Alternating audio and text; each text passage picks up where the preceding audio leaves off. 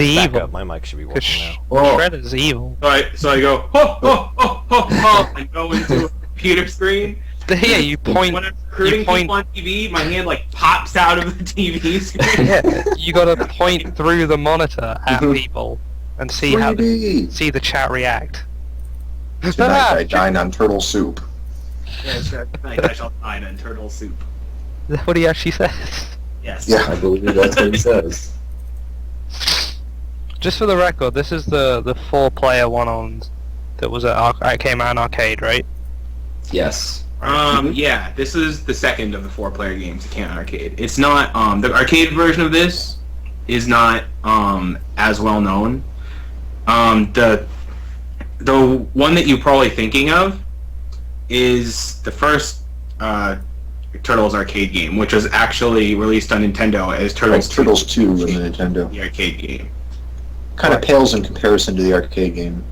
Yeah, it really pales in comparison to the arcade game. It's like, kind of. yeah, it's like the sprites are maybe half as big. I just wanted to make sure I had the right game before we started the show. Yeah. I mean, I can talk about the arcade version when it comes to the game, because... I didn't do what I think I did. Alright, okay, cool. I don't know, because I thought it was going to be Turtles, and then everybody was talking about... That's amazing. Everybody was talking about Ninja Gaiden, so I was like, wait, what's the show about? Whoa. Ninja Gaiden. Gotta get it right. That is great picture. I think you know it's Gaiden. No, I'm pretty sure it's the other one. The guy in the wizard says Gaiden. Or April O'Neil. There's Michelangelo, the party dude. Pizza time. You see, Michelangelo just Oh, wow. T-U-R-T-L-E, power. Michelangelo's just T-U-R-T-L-E. doing marathon strats. He's eating pizza. You should have been the voice of Michelangelo. Season. Yeah. It's pizza time. Bodacious. Whoa, dudes! Bodacious. Well, you gotta throw in the 80s lingo. That's totally gnarly, man! Completely radical, dude. Bodacious. Perestroika.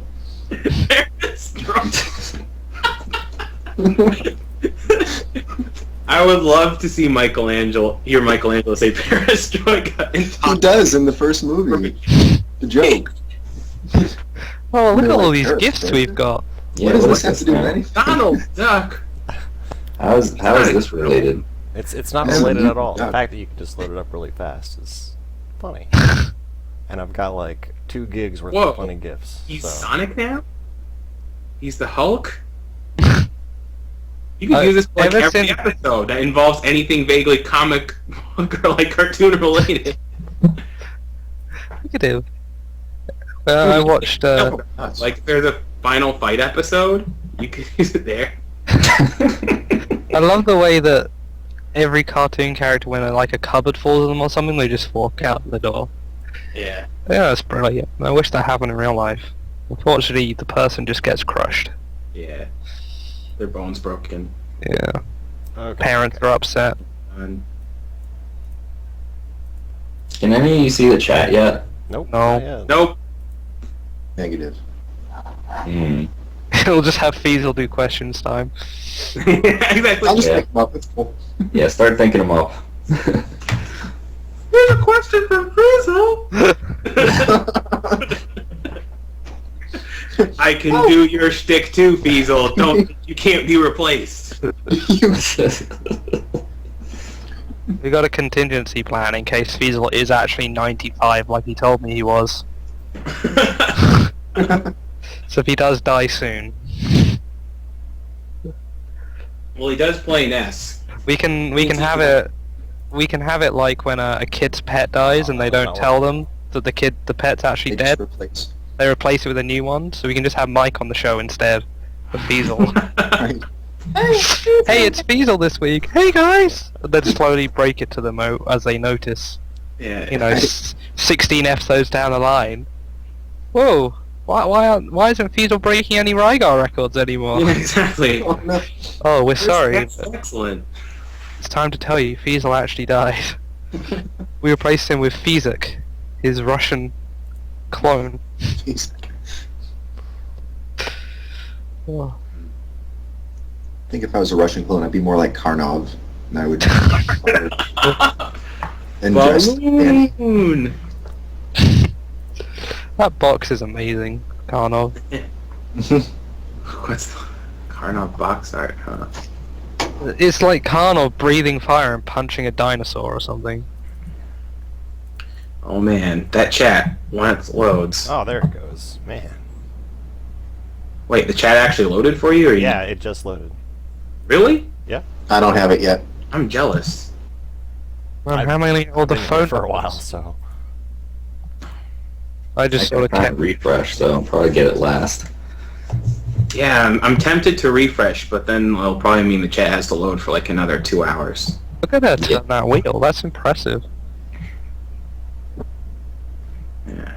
I like Michelangelo's face. Yeah. He's like, this is not a party time. That's Michelangelo's reaction to serious time. He's like, this isn't Yeah. Not party time. Yo, chill out in here. We need more party time. Exactly. Pizza With time! the pizza. I'll go out. We need to have a show where you just replace all the clips with really boring clips from games. Scrolling text. Anything from Harvest Moon 64. I watched the Soten task that was on the old E3 version with the scrolling text. Oh, yeah. I couldn't even watch half of it because it's like I skipped all the text and I was Yeah, like, it must be exactly. done by now, and it's like, over no, half run. it's ridiculous. I was like, I didn't even know there was text here.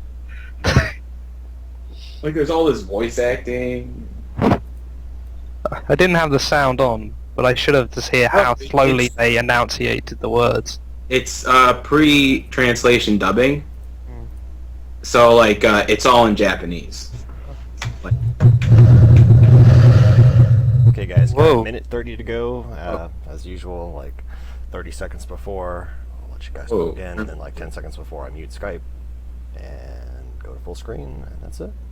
And then I'll let you know once I've unmuted you and you're live. Yay.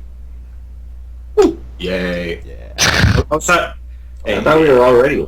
someone has to prove a counterpoint to Fiesel. Oh my god.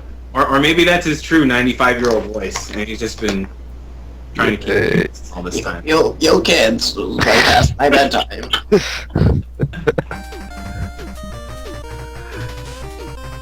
He is every age. He is omni-agent.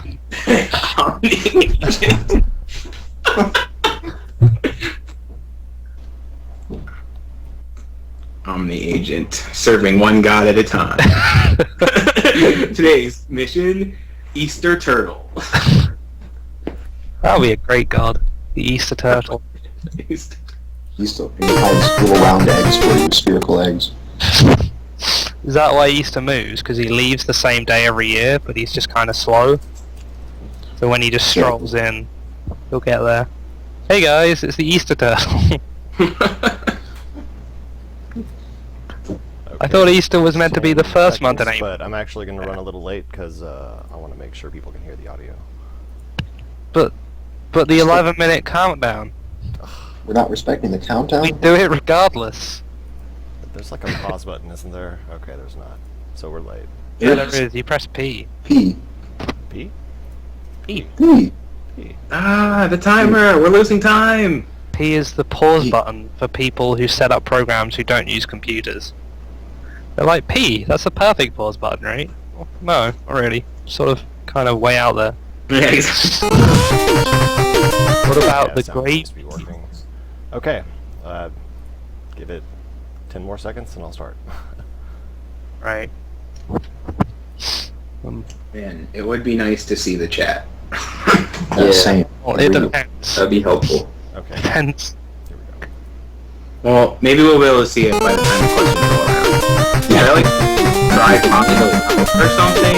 Or like, will that just make it worse? That would just make it take longer.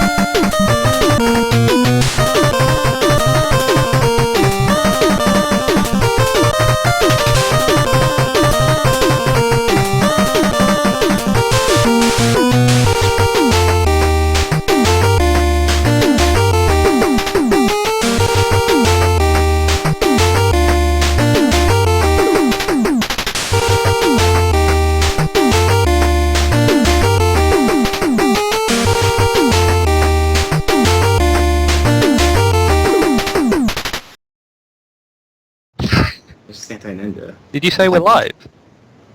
Oh, okay. Hello, everybody. We are live, apparently. We were too busy talking about ninjas and turtles.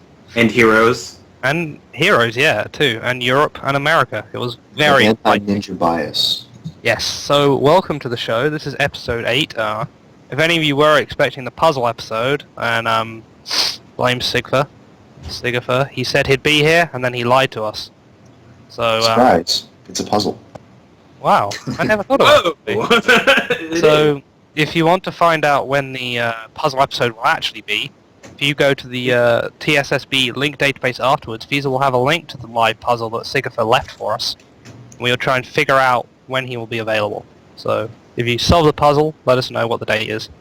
However, this week we'll have replaced our two guests. We last minute asked Sinister and Mike Yama to come in, and Feasel sorted out a bunch of stuff, and I guess we're doing Turtles 4. Is that right, Feasel? Yeah, we can do any of the turtles, but how about 4 since we got Mike and Sinister here? That makes sense, and there are 4 turtles already, right? So, makes sense. Right. Turtles 4, episode 8, makes a lot of sense. And we have a very special show this week. Not only is it a delightful 4-day weekend for me, so I don't have to leave right away, but we've also lost PJ this week.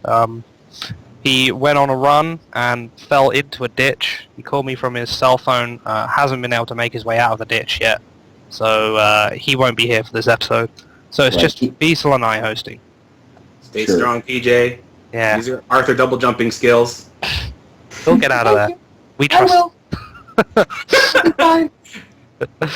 So yeah, it's just Feasel and I this week. So hi, Feasel. You know what? I think you should at least try. Like maybe go lower. Like I will.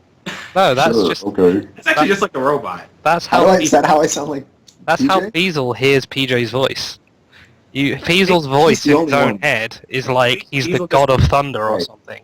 I think Diesel just hears everyone with helium. Yeah, no, it's just PJ. Everyone sounds fine, but I've got a certain filter for PJ. This guy's such a clown. That's it. I'll make him sound like a clown. Yes. All right. So introduce guests is next. So obviously we have the lovely Sinister One. Hello. Hello, hello. We decided to have him because he always watches the show. So Yes. if Yes, I you do. guys in chat watch the show, then maybe you'll be on the show. If you're already an established speedrunner that we're friends with. Yes. Oh. Gotta meet the other requirements too. So, yeah, Sinister we got, and then we tried to think of a game that Sinister played that we could make a whole show about, that we could set up in about 2 days. And so we ended up on Turtles, and Feasel thought that Mike Uyama should be on the show with him. He was like a last-minute guest. So, Mike Uyama as well. Hello, Mike. Hello, what's up? Not a It lot. was my plan all along to get Uyama, actually. This whole thing, I paid Cypher off so that he would duck out, and then it all came to fruition when Mike agreed to do it. Yeah. And then you doubly agreed to do it when we knew we would dine in turtle soup. Yeah. I kind of want the soup. Is turtle soup any good? I'm guessing you've eaten I've it. never had it. I've never had it. Are you sure? You've been to Asia where they eat that sort of thing, right? Do they eat turtles in Asia? Well, they do eat lots of weird things. Like I had raw horse meat once, so they probably have turtle soup somewhere. I'm sure they do. They have shark fin soup, right? That must be Yeah, they have must be shark fin soup. must be harder to catch a shark than a turtle. I would think so. But I guess you can't have turtle fin soup.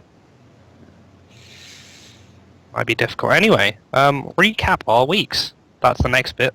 So we can hit that split, because that was a good one. Only 2 minutes over. Feasel, what have you done this week? What have I done this week? I pretty Aside much... from breaking boundaries with your ridiculous view accounts. That actually wasn't a record. I hit 133 before. That's a lot for me. I swear you've hit 150 something, actually, during Wait, SSL. I don't know about that. I don't know. Well, it was somewhere around there. I don't know. People like Zelda 2 a lot more than I expected. Yeah, it doesn't really make much sense. Supposedly the black sheep of the Zelda family, but man, people love it.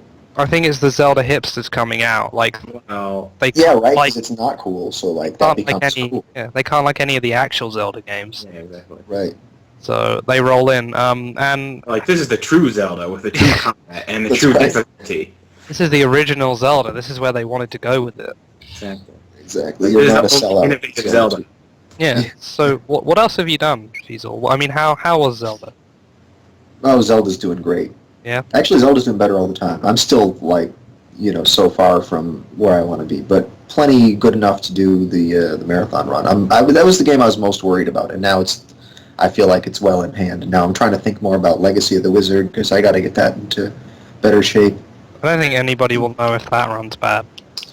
Yeah, except I'm racing against Dragon Dark, so then there will be some immediate feedback if I don't do well. Well, humble Fiesel pretends Oh. that he won't win. I don't know. This guy's got some new strats. He's got some route changes, and so there's. Well, he'll show you to them in the marathon room like 10 minutes before you go on screen, and then you'll do them better than him, Right. like during What I the see- race. Yeah, well, that's the nice thing about everybody streaming is that it's not going to be surprises really. Like I see what he's doing, and he's going to see what I'm. There's no hiding. No I've done basically nothing this week, Speedrun Rise. I was like, oh man, I got a 4-day weekend, I'll do some speedruns, and then I didn't. I played other video games all week, so I've done very little. I went for a run, if that counts, like a real run. Like you ran out to the store for more liquor. I ran to the post box and sort of got near the post box and then started walking again. But it's like a run, right? What's the British equivalent of a run? A jog. A jog. The jog, yeah. We don't really run over here. We sort of walk or jog. But it's like one of those lazy jogs, when you sort of want to, like when a car's about to hit you and you sort of jog a bit to not get hit by the car. We sort of do that. Just a bit. You kind of shuffle. Yeah, a bit. exactly. So kind of like if you're at work and your boss is about to be in there, like you start suddenly moving a little faster. Yeah. Just to make it look like you're working. but Exactly. not really. Exactly. Really. Yeah, so I guess we can ask Sinister One, what have you been doing this week, good sir? What haven't I been doing? Well, mostly streaming, actually, because I've just recently started, and it's very, very addictive, so I've been doing a lot of that. Yeah, he has actual stream now. It's I awesome. actually have a stream, and it actually has, like, sound and a webcam. It's crazy. And it's been linked to Yeah. already. Well, actually, I didn't find it. I asked you what it was, but it's like finding it. You can find it. But I've been playing a lot of the game of the week, Turtles in Time. I've actually come within 1 minute of Mr. Uyama's record time, so I'm gaining on him. Oh my God. You'll get there. No.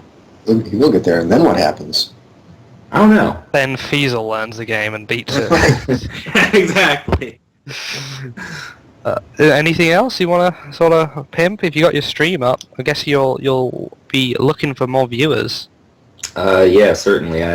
I do not have triple-digit followers yet, so I play a lot of older NES games. Not the same ones as Fiesel. You play ones that people generally like, right? I think Right. so. I mean, I think most people like Ninja Gaiden, even if they like hate it because of how difficult it was. They like to watch somebody else play it and die because it's like they get a sick satisfaction out of doing that. And then Mike Tyson's Punch Out, all the racist characters, and that's pretty fun. Yeah. So Good old Whitey taking them all down a peg. Come for the punching. Stay for the racism. Exactly. Come to Yes. the knee kicks. Alright, and then Mr. Uyama, what have you been up to?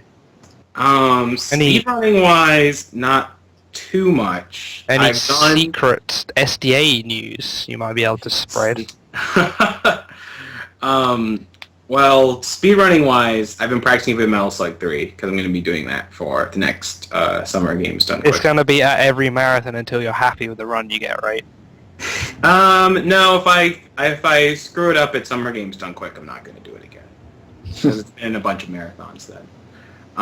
And then I haven't done much of Sands of Time, but there's like some new stuff I have to practice. And then for Turtles in Time, partially because of this episode and partially because Sinister One has been streaming, I've been practicing a bit on emulator and figuring out how to improve my current run. Alright. Because you're going to need to pretty soon. Yeah. Got a challenge. You got a threat. Right, cool. I think that wraps up the recap. Right? Yeah, that does. That's everybody, because there's no What's- PJ this week. We can make something up for PJ. He'll probably say something about how he played Ghosts and Goblins like a tiny bit, but didn't really do anything. And And I tried on shoes. yeah, and then he found a skip in another game that someone else plays and helped them out a bit, and then he watched some streams. So there we go. That's PJ done. It's good. Okay, so then we got news. I want to get this one out of the way first. To everybody who tuned into last week's episode, I hope you enjoyed it. I would just like to thank our actual guests, Peaches and Kurt Q, for being on the show. Obviously, it was not actually Puexel and Garland G, but we would Nobody also... told me that. I'm just finding this out. Yeah, it was a stunning Norwegian accent. by the it way. was incredible, and we would also like to thank Puexel and Garland G for giving us permission to do the show using their likenesses. So if any of you were like, hey, they stole their identities or beat them up and left them in a ditch somewhere, like we did with PG, Peaches. no, don't worry about it. We didn't. We actually asked both of them if they would pretend to be on the show. So thanks to those guys. I hope you did enjoy the episode. But yes, it was Peaches and Kurt Q. If you didn't already know, I'm sure you already did. It may have been harder due to the fact that we censored out their names in chat. So they probably got no recognition. The names are probably still censored in chat, actually, because I haven't changed it. Although I can't read the chat right now anyway. So. And they will be forever. So it's like so it's a bleep 64. Yeah. It was. Some people found a way around it. I didn't understand that bit, but it was. Last score by bleep. Yeah. Mhm. Exactly. Yeah. Also, we thought we'd mention that XSplit is in the 12th. This coming Thursday is no longer free. Well, it's no longer in beta. So if you are using the program and you want to chip in some cash for them, you need to do that by then. I think it's on sale for a few more days, right? Yeah, it's on sale until the 12th, and then you don't get the discount anymore. Yeah, you should probably buy it. Let's be honest. If you've used it for the last year and a half, like I have. I mean, it's better than Flash Media Encoder, so... I mean, that's the other option, so you might as well buy it. Yeah, so, you know, do what you gotta do, but make sure you guys know about it. I'll get it soon so I can get my actual audio codec back instead of it making me use Speaks. Piece of shit that is. But, anyway, right. Is there any else for this news? I need to check underneath this. No, there isn't. Cool, so, we got records this week. There's not much variety in the records this week. We have 1, 2, 3, 4 different series this week for records. Now this is a shame because PJ's likes doing the EXO runs. Any of you know about Mega Man 5?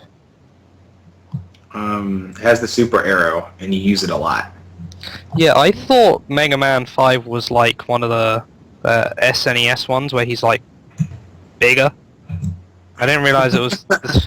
You know what I mean, right? You know, bigger. Like Mega Man 8 is... I think Mega Man 8 is like that. I'm not too sure. But then I watched this and I was like, oh, so that's where Duckfist got all the graphics from. I didn't realize it was a classic style Mega Man game, but there you go. So EXO played this for like a week and a half and beat Agawas record by half a minute or 29 seconds. And then afterwards posted about it in the casual speedrunning section of the SDA forum. The humility. It's just so terrible at making me. He just... A casual speedrunning, he just wrote, I beat Agawas record by 29 seconds. There's not a long roll with it except for Crashman stage or Crashman fight or something like that. So there you go, that's EXO, another casual speedrun done by him. It is a 3720. I did watch it actually. I'm very proud of myself. There's some notes here. Someone wrote it has a new bubble skip in Waveman stage, a new zip in Napalm Maiden stage, and an auto-scroller skip in Waveman stage as well. That's pretty cool. Hey, chat loaded. Chat is not loaded for me. I still have no idea. They're actually not talking a lot right now, so you're not missing a whole bunch. Okay, the video is also frozen for me, so I have no idea when I should stop because this video clip is stopped or not. Still going. Still going. So there's a question for me, like, why do you have to collect the letters in this game? So what do you If get? you collect all the letters, you get beat, which makes Oh, bird. the final Dr. Wily fight faster. Ah. In theory, it's not. It's a little slower, like for a tool-assisted speedrun, but because you can't really manipulate luck at the end of like a 37-minute run, Yeah. the speedrunner gets beat because it auto hits Dr. Wily. Yeah, that last boss fight was quite long. Quite uneventful, I might say. He just sort of stood there waiting for the bird to kill him, and it disappeared for a good minute or two. Oh, hang on, did we get to see any of the last boss fight? No, there's so many end bosses in this game, it just keeps going. I mean, it's Or it's amazing. like surprise, another boss. And end bosses. Okay, well there you go, you may have seen the bird there, but... I mean, if there's a surprise in a Mega Man game, it'll be like there's only one Wily stage, and you actually kill Dr. Wily in that stage. That would be like a legit surprise in a Mega Man game. Yeah. Or it'll be, wait, I only fought this Robot Master once? So, yeah. Wait, I only fought this one twice? What is wrong with this game?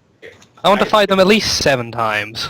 I fired flames at Dr. Wily, and he actually burned to death once.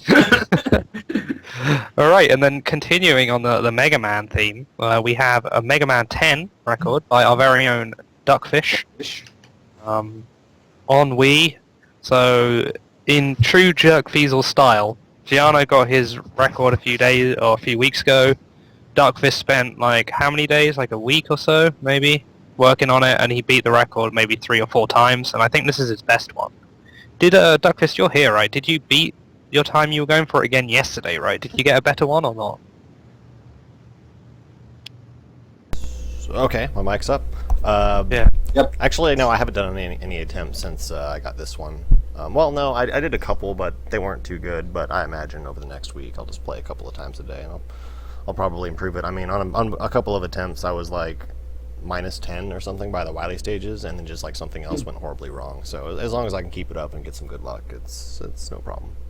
So, as far as I can tell, this is, hang on, bit of echo. There you go. Yeah, hang on, there we go. Oh no, wait. Just don't listen to yourself. What? Well, it's not me, there you go, that's better. As far as I can tell, it's 6 seconds faster than what Giano got, right, real time, right? Right. Yeah, and it's 7 seconds slower than what you had your in-game time record, right? Is that correct? Yeah, and Yeah.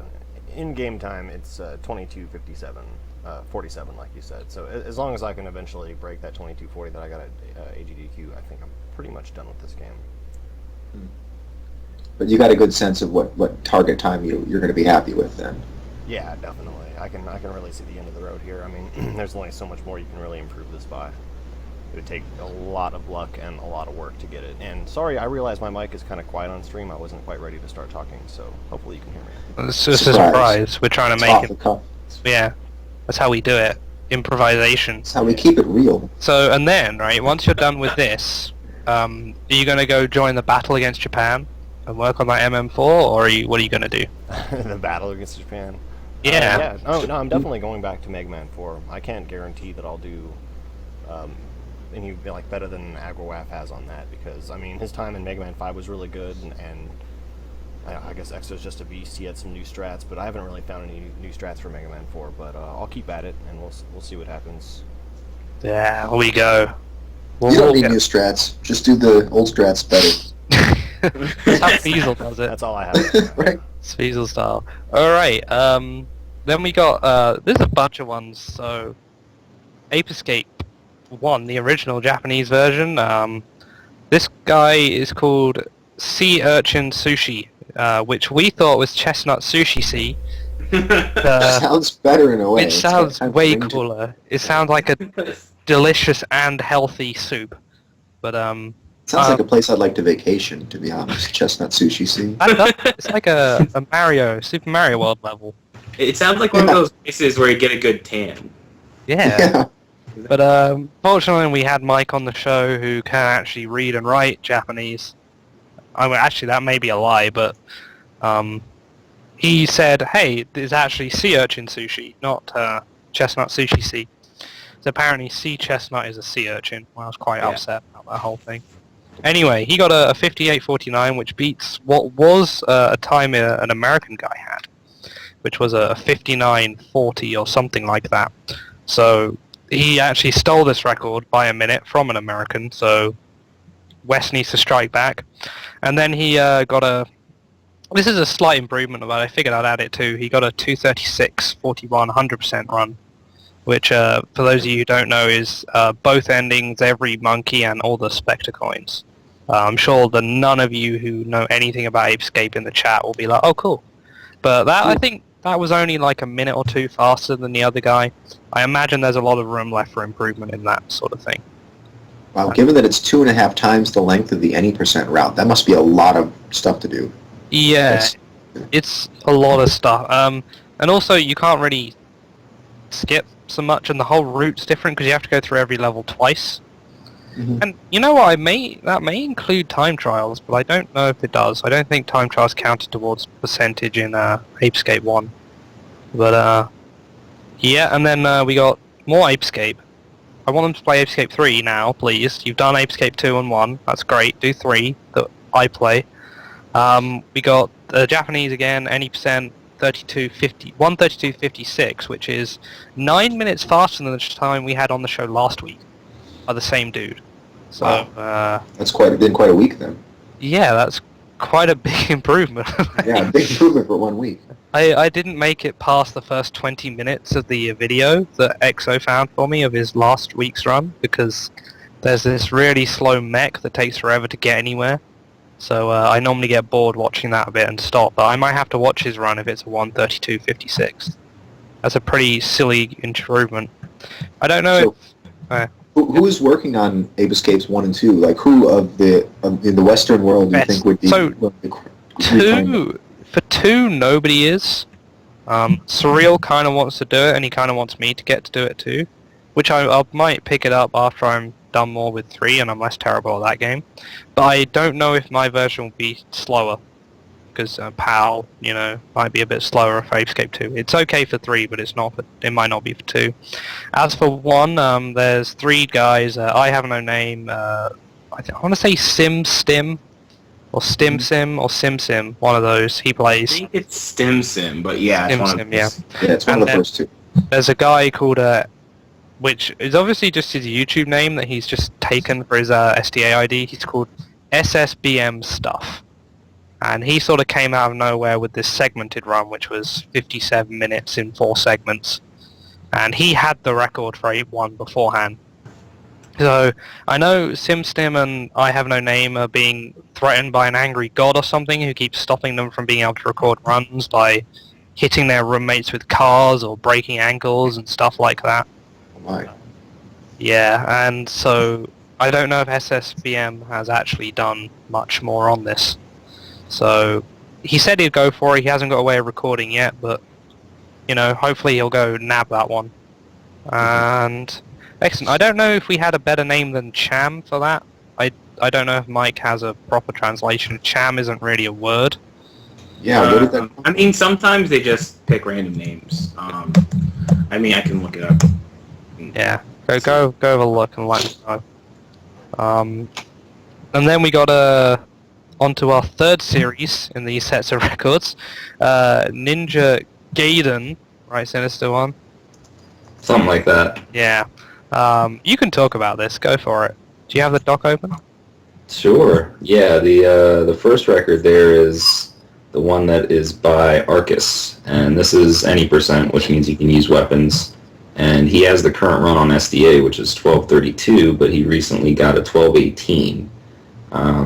And that's 14 seconds, which it may not seem like a huge difference, but in a game this short and one that has been probably one of the more... Yeah, it's had a lot of competition on SD. Yes, I believe... 4 or 5 improvements. No, I think it's actually up to like 7 improvements. Okay. So I think it might be the most competitive game on SDA in terms of like how many times it's been obsoleted.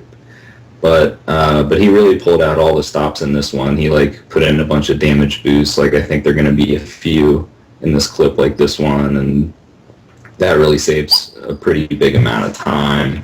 So, and I think he's actually still trying to improve it even further because There's a rumor that is probably true that Hatarubi actually has the world record for this game at 12:08. Yeah, as you've written here, there's no video of that. Right? There's not, but being that it's Hatarubi, I mean, we all know him from his Super Metroid run on SDA. I'm sure a lot of people remember that one. So he's definitely a legit player, and he also did upload a run of Ninja Gaiden 2 to his YouTube account a long time ago that was significantly faster than the current SDA run. It was a very, very good run. So he's definitely got Ninja Gaiden skills. I don't doubt that he has the record, but it'd be nice to see it, though. So, and then, this video actually beats the one that's on the website we generally use, which is a 1222. So, I mean... 1232. Oh, are you talking about the Nico? No, I'm talking about this other one by a guy called PCAT that was done on April Fool's Day, apparently, last week. But it's still slower than this time, and there wasn't a video for it, so... there probably is a video for that one. Actually, there is a video for that. I saw that. Cypher was able to get a hold of that video somehow, and I saw it. No, it was a very good run. This one was just slightly better, though. A lot of it comes down to the last two boss fights because they're both very difficult, and the RNG here is pretty brutal sometimes. And then we got Ninja Gaiden low percent as well. Yes, that would be me. Basically, the difference is you can only use the sword. You can't get the time stopper, you can't get any health, and of course you can't use the almighty spin slash, so it kind of makes things a little difficult. I mean, it's already a difficult game, but that takes it to another level. So I don't think this is going to be the run that I'm going to submit, even though it is definitely submittable. I'd probably like to push it a little lower, like under 1320. So I've got a little bit of work to do. The last boss fight could have gone better for this run, so I'm going to keep at it for a little bit longer. I will say that, strangely enough, Hatarubi has the quote-unquote world record on this game as well, or on the low percent as well, because the website that has all those times listed, he's got, I believe, a 1315 on there. But however, yeah, it can't be verified, right? Right, no video. It can't be, but I mean, like I said before, it's Hatarubi, so there's a. If you were to believe it from anybody, then yeah. It would be, yeah. Like I'm not gonna doubt the guy. So, but that time is beatable. Like I could see myself getting better than. I guess it would probably have to be more like 1312 because they do more like RTA timing as opposed to the SDA timing where you gain control. They just when you press start do it. So it's about a 2 or 3 second difference. I think it's 3, so it's probably his time's probably really more 1312, I would think. And I'm thinking he probably put less work into this one than into the weapons run. So, and you can see I'm doing this crazy risky boss strategy here where you get in the heart. Yeah. It's actually one of the less risky strats on the last boss, I think. There's one where you can just completely go behind him and like hit him in the back of his shoulder, I guess is what it would be. Shoulder. Yeah, quote unquote. His hitbox actually shifts from place to place during the course of the fight based on whether you've killed the head or whether you've killed the tail, etc. It's kind of weird. Alright, and then we got this final one again. Now, Sinister, go on. Help us out here. Just do this whole section for me. Go for it. I guess PJ somehow must have gotten his laptop with him in that ditch because he put this in here as a joke. I think. Oh man. So, it was. I think Jay Prophet and I were streaming the other night, and we haven't played the game in about a month and a half, and this was like our second attempt. We just got a 1153, which is very good for a 2-player run. But the actual record that we have that we're going to submit is 1109. So that'll be getting submitted pretty soon. So, I mean, you wrote in here that, PJ put that there and everything, but you didn't correct it. So now, on stream, it looks like we don't know what good time is. You look like fools. I guess we've been trolled by PJ then. Some guest you are didn't even Not you correct guys. your time. God Okay, damn. well, okay, we could just submit the 11:53 then and make it official. Yeah. You're gonna have because- to. You never got an 11:09, alright? It never happened. Sinister One saving face. There we go. Hey, it is faster than the current SDA run, It okay? is The true. current SDA run is 12:13. There you go. Hold on. Did you, it didn't crash midway through and you had to reset, did it? Not this time, thankfully. All you wanted to do was explain the trick on the vine, but no, the game wasn't having any of it. No, certainly not. Alright. We've done quick was a very interesting experience. Double deck too. It was a brilliant run. What do you Master want? got his revenge. Yes, he did. Alright, and then we got a bunch of submissions this week, so I'm guessing Mike's responsible for the fact that we have submissions written down this week. I am. Oh, there you go then, so, Hold on. I picked out the ones that I thought were interesting, but did you? How many of these are yours? rather biased. Is it? I'm guessing it's the new Super Mario Bros. Wii one, right? What? Oh yeah, that's interesting. Because you actually play that game, right? I do. That's a surprise me. Hold up. Does everyone else sound that strange? Yeah. Yeah, I'm getting a bunch of static. I hear the thing. Everything's... I think Flicky is down in the ditch with PJ. Oh god. Yeah, he must have gone down there. I just He's fell. not sounding too What's it look clear. like down there? How's PJ doing? Yeah, I think Flicky's like in the ocean right now. Yeah, he's definitely Go underwater. back, buddy. You could just carry on talking while I... No, we don't even. Flicky, I'm we don't sorry I even need to insulted keep going. British Well, You people. could just point this out to everybody, or I could sit here quietly and we could try and carry on. Which one do you want, Feasel? I don't prefer know, the man. less professional option. Oh, sorry. I mean, I prefer the less professional option. All right. Okay. So anyway, there is a new Super Mario Brothers Wii run that's been submitted. I believe it is the single segment any percent run, which is like half a minute faster than it's like 30 something seconds faster than the run that's on site. If I've got I this, mean, it's 30 seconds faster than the segmented run. than the segmented run on site. Alright. Did he have Right? some Is that not or it? something? Hold on. Let me go check this because that seems like more than I expected. Yeah. I mean, that's really good. Okay, maybe that's better than it was. Yeah. Clearly I didn't do my homework. But anyway, that's something to look out for.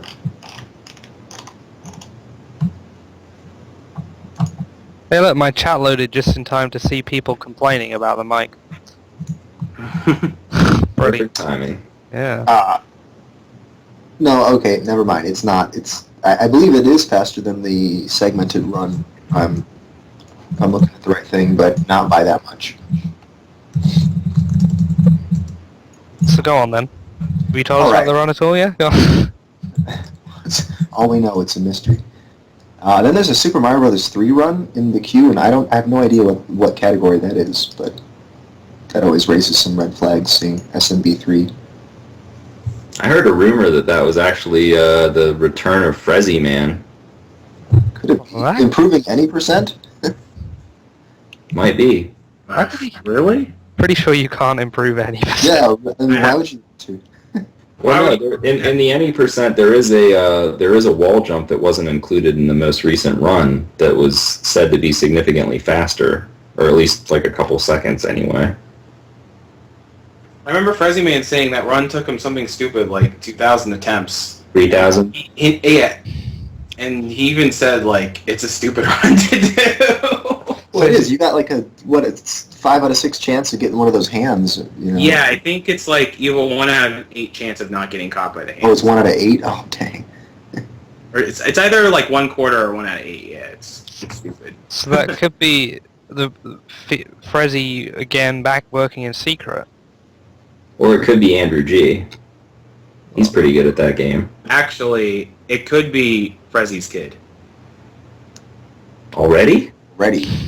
Maybe. I don't know. He can probably train them fast. Well, yeah, I Like the guess. genes. The kid has the genes. The kid is speed running his early years. Exactly. He's already 4 years old. He's already at college. So yeah, there's this mystery Mario Brothers 3 run in the submission queue, which is I guess is a mystery to everybody except Mike and a bunch of other people at SDA, but we don't really know what it is. So yeah, I'm sure it will probably people will tell us what it is as soon as they're sent out for verification. But I don't know. There's no secrets here, is there, Mike? Maybe. If not, it's the return of Marshmallow, right? It's the return of Marshmallow. Next, he's gunning for Quest 6. Bleep 64. I think you mean Holy Magic Century. Yeah, Holy Magic Century, L-Tail. Yeah. And then we got a Sonic 2 submission, which I guess is Mike89's run from last week we talked about there. Then we got an Aladdin, and are these all by the same people? Oh, hang on, what's this? No, they're different people. No, it's different people. Yeah, so there's an Aladdin SNES submission. Do we know who that's by? I don't. Mike? But I can't wait to see it. I don't know who that would be. I'm actually going to reveal something to you. I actually don't look at the submissions anymore. Yeah, right.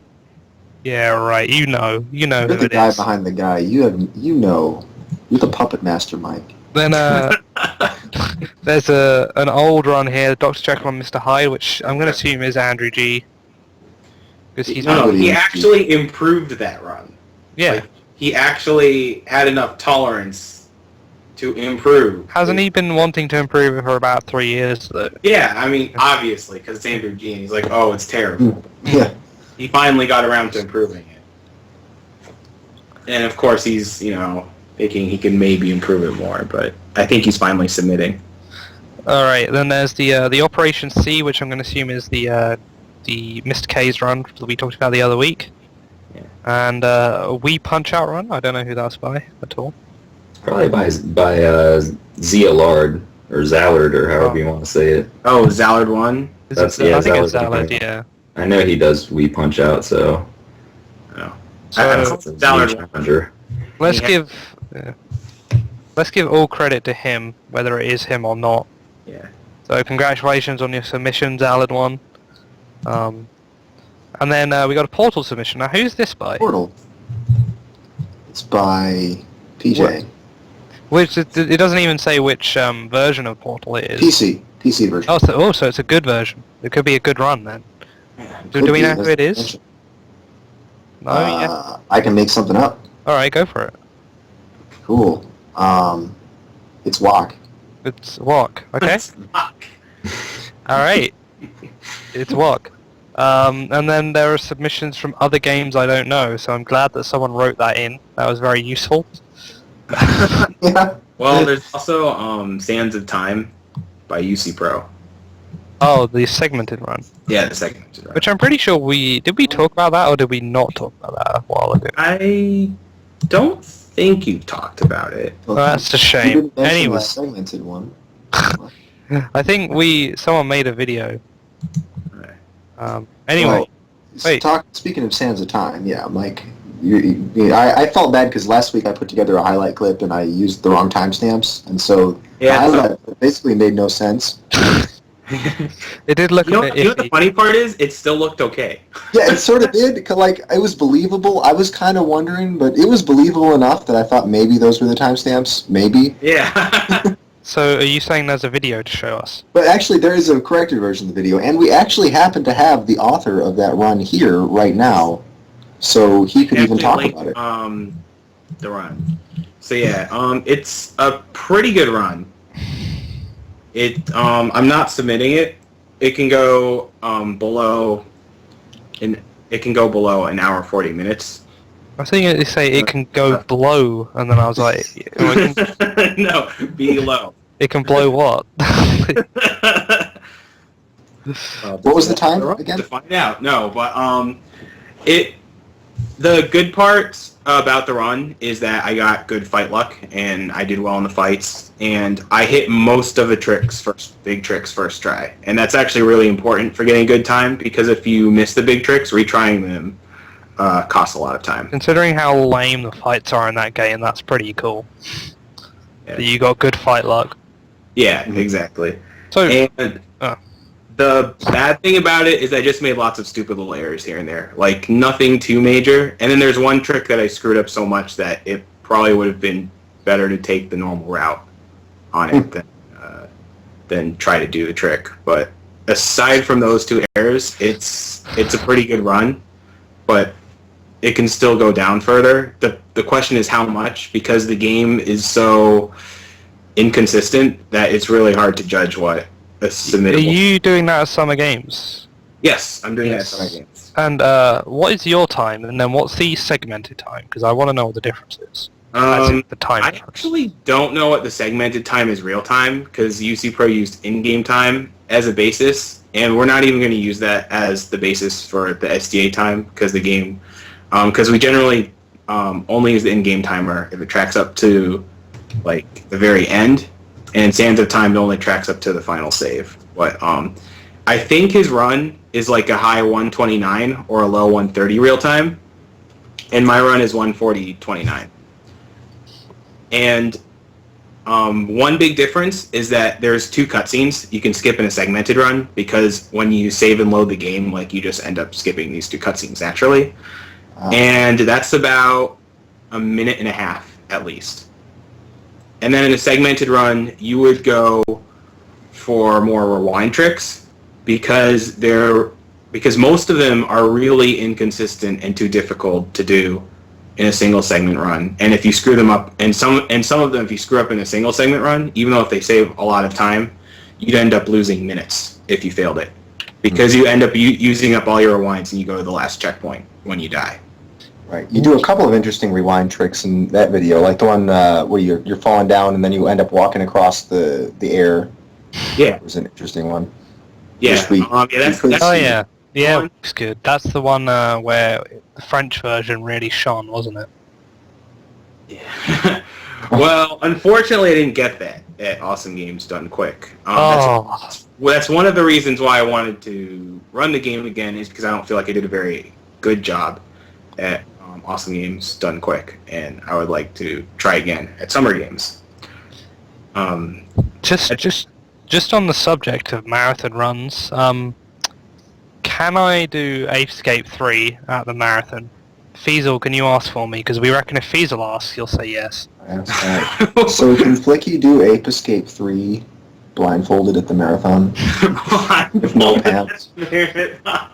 I'll just run around until I hear a monkey say make a noise. He'll run around blindfolded with a hula hoop. Yeah, and a net.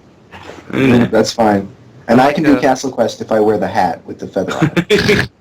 Yeah, it'll be cosplay done something.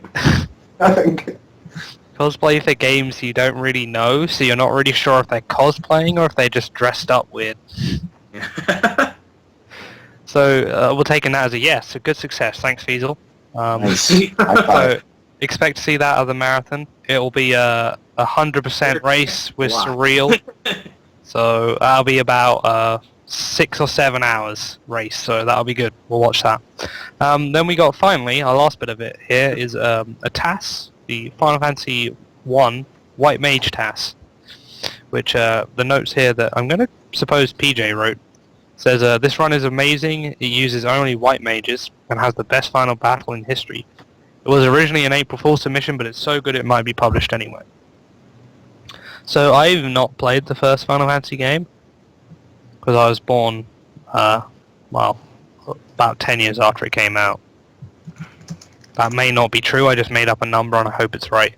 But yeah, I don't know anything about this run, so I watched a bit of it to see what the last battle was, and it didn't make any sense to me, so... So you know it's a good task. Yeah. If you don't understand what you're seeing.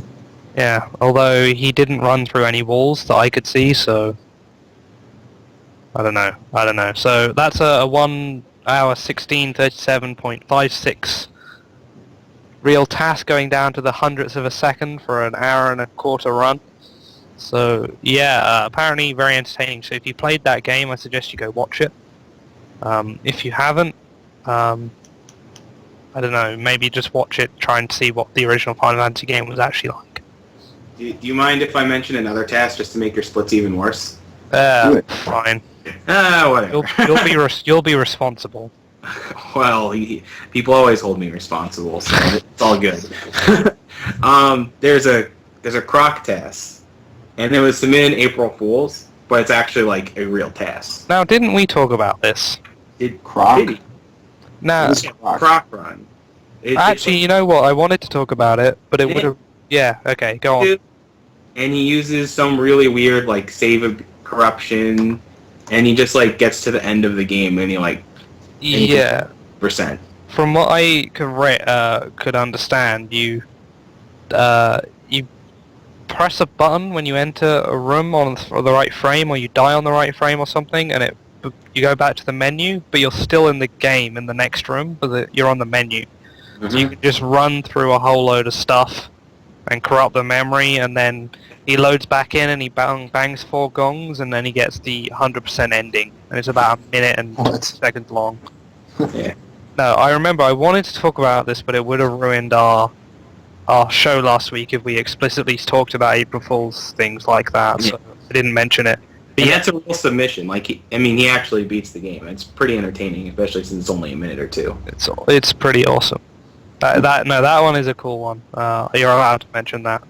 As far as big races went, there was probably, there was some bingo and that. Yeah, Soten's been kicking up steam, and There's apparently a Dust Force bingo that someone has developed. So there's been a bunch of those races. really. Just bingoing everything. And aside from that, the Super Metroid has been heating up in the race scene recently, where both Garrison and Cassius have been getting insane times. Like, there's a 50.08 Garrison got in a race the other day, and a 50.17 from Cassius, so Wow, that's Hey. impressive. yeah, they're closing. So yeah, there's a lot of Metroid racing going on, so I wonder what they're doing differently, because this is a game that's been raced heavily for, since SRL stopped being just Ocarina of Time. wait, it's not just Ocarina of Time? Oh, wait. But yeah, it's really cool. So I go in and check those guys out on their streams. If you go into the streams list and see that Super Metroid's on, go over watch. I don't know. I don't have any videos for those runs, especially because they were on a while ago. But I also just see that Sunday Sequence Break was tweeted by SRL as well, so that fits that we're talking about them. Wow. How So- sweet. Wow, my God, I want to kill you for that. Dun-dun. Okay, so I think we're done with speedrun news. So we can hit that split. That's a good split, guys. Well done. Well done. And I'm glad to have contributed to the delay. I don't know if we actually have any filler in here, because these 2 pieces of filler probably written by Feasel, except for the. I can't. I can't take credit. Okay, fine. It was Faisal. Good detective work, PJ. Thank you. Yeah. So yeah, that filler's so bad it can't even be used as filler. It's not true. You know it's true though. Flicky has had. I mean, it is your Skype picture, so. Well, yes. So.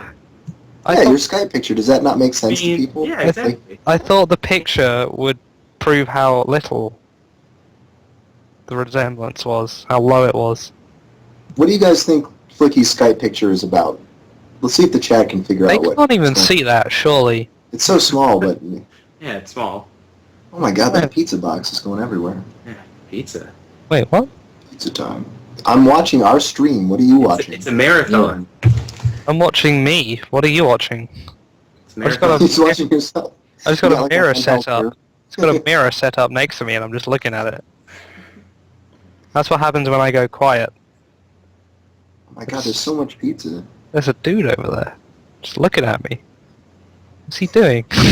Are they trying to recreate the marathon pizza fort? I think that's what he's going for. That was incredible. We can talk about the pizza. for the marathon, right? Or have we already done that? I believe we have. I but don't you think we have not. Well, Oh, you no. you two wouldn't have done, but Right. I think we talked about the pizza because I remember talking about the deluxe. Which is Oh, yeah, you did talk about the deluxe, the heart attack pizza. probably the greatest pizza of all time, but Yeah, yeah, hamburger on a pizza there. we won't repeat ourselves if we're talking about that. We did go over pizza, and we also mentioned that Caleb absolutely destroyed a calzone.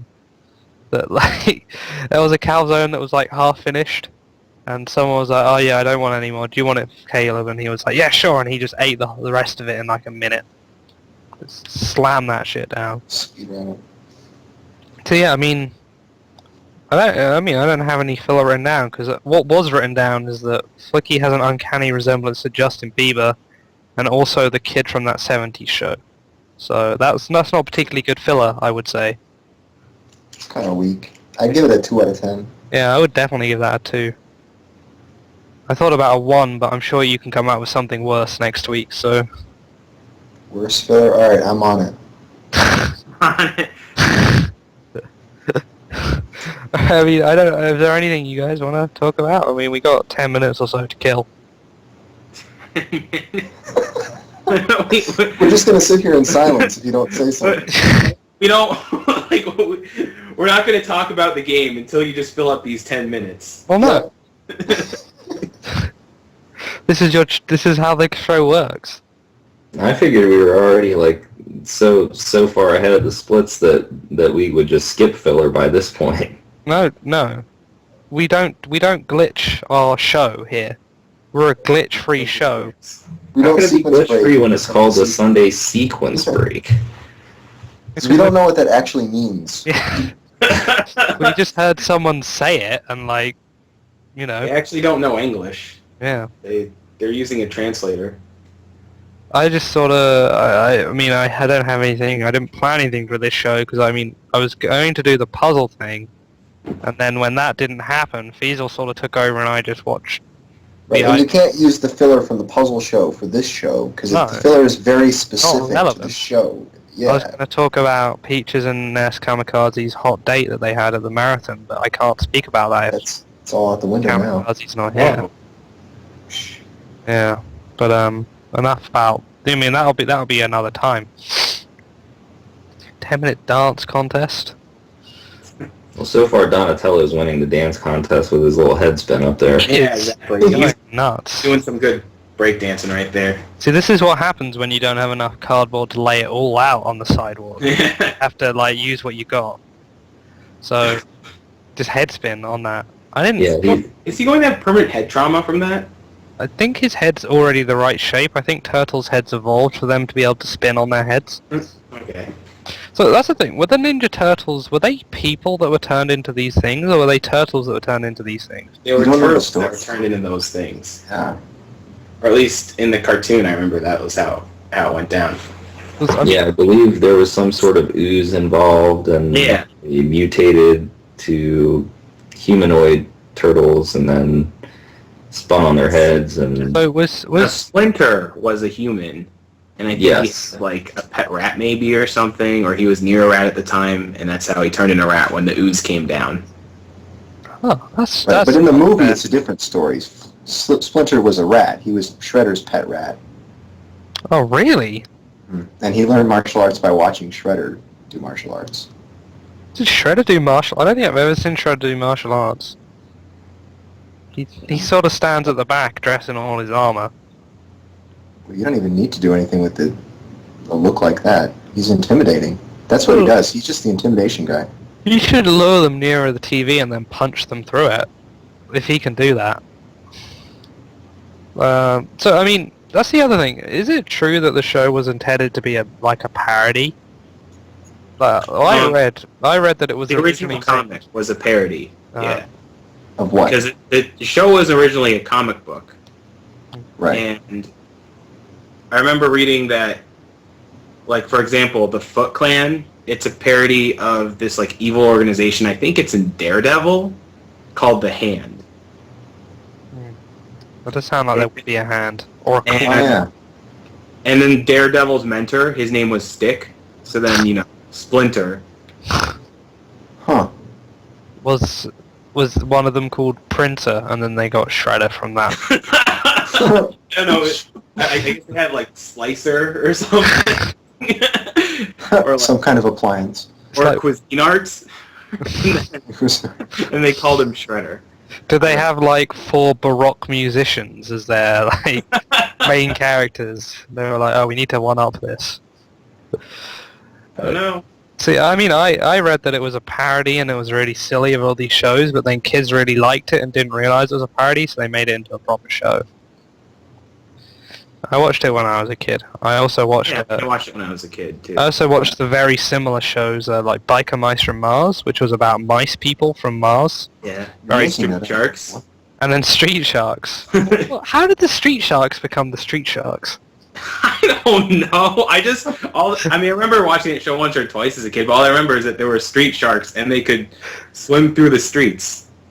I mean, what more do you need to know? I remember having a Street Sharks toy, and then like, it wasn't even long ago, like 4 months ago, I saw a picture of the Street Sharks, and I was like, holy shit! I remember them! What the heck? Like, were they sharks that just got out of land, of the sea, and just walked? Or were they, I mean, how did they... Yeah, explain it to us. I don't even know. Sinister, you should know, right? I think they evolved is what happened, because sharks have been alive for so long that, you know, eventually they just had to be able to go on land. That makes sense. That's my theory.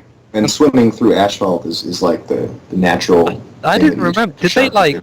break up the tarmac, or what? Did they, like, split it with their fin, or did they, like, glide through it? I think they actually split the ground when they moved through it. That's crazy. I mean, how are they heroes if they just cause like millions of dollars of property damage every Exactly, day? they're just I mean, destroying in the the road. city, like they wouldn't be able to drive anywhere because it's like, oh, those fucking street sharks. I like that. What else is? I mean, what were those cats that flew like Oh, the Thundercats? planes? No, not Oh, the Thundercats. Silverhawks. Silverhawks. Is that right? They had like helicopters and shit. Silverhawks as well. Oh no, the Silverhawks were in space. I know that. I think it's what Chad's talking about. SWAT cats. SWAT cats. Let me Google that. Hang on. See, now you're dating yourself, Fiesel, because you brought up Thundercats. So now I know you must be close to my age. We went to Thundercats Exactly. first, though. Yeah, I think this is it. SWAT cats. That's it. Savings can help you, Fiesel. What other cat or animal / person hybrid justice teams were there in cartoons?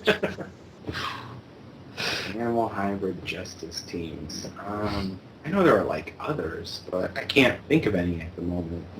I had a thing with Biker Mice from Mars watching the intro again and again because there's Now, this there's actually an old arcade game called Metamorphic Force, where you would it's a Konami beat 'em up, and once I think you got a power up in a stage, you would actually like turn into like an anthropomorphic animal.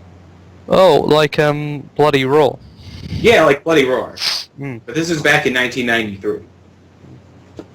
Yeah, but there's a scene in Biker Mice from Mars in the intro where this one of the mice is like driving down the street, and like these other bikes come up behind him, and then another set come up in front of him, so he's got nowhere to go. So he just like pops a wheelie and just flies off. But like, there's no like jet engine or like propulsion from the back of his bike. He just starts driving into the sky. And that doesn't even make sense. If you pop a super huge wheelie, that's what happens. You pop a sick wheelie, you Sick wheelie, buddy. just go straight up. It's so good. It's so good. I mean, are there any others? I'm sure there must be at least one more that I can think of. Animal people who were justice teams. Rescue Rangers.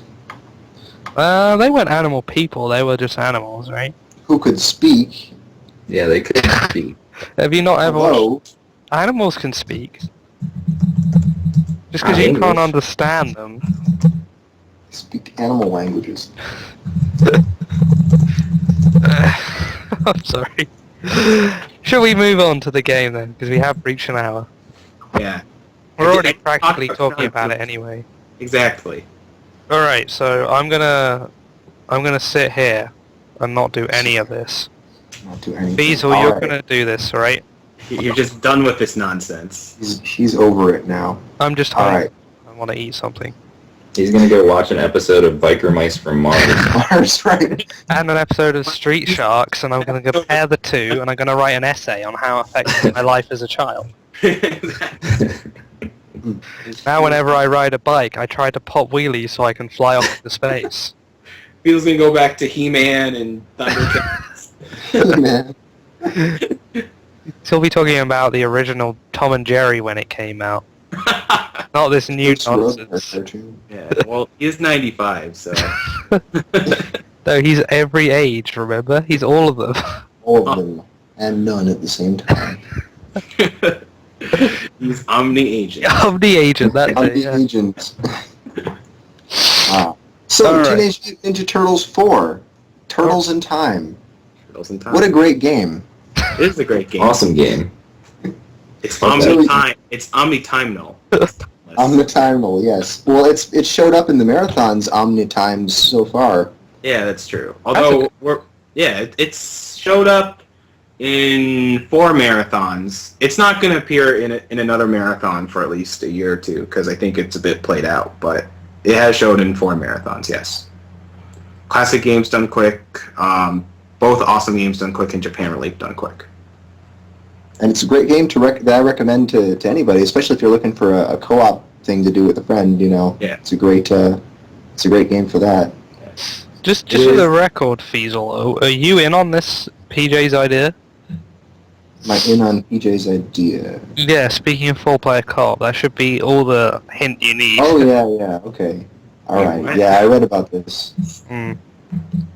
Don't spoil it though. No, I just want to know if you're up for it.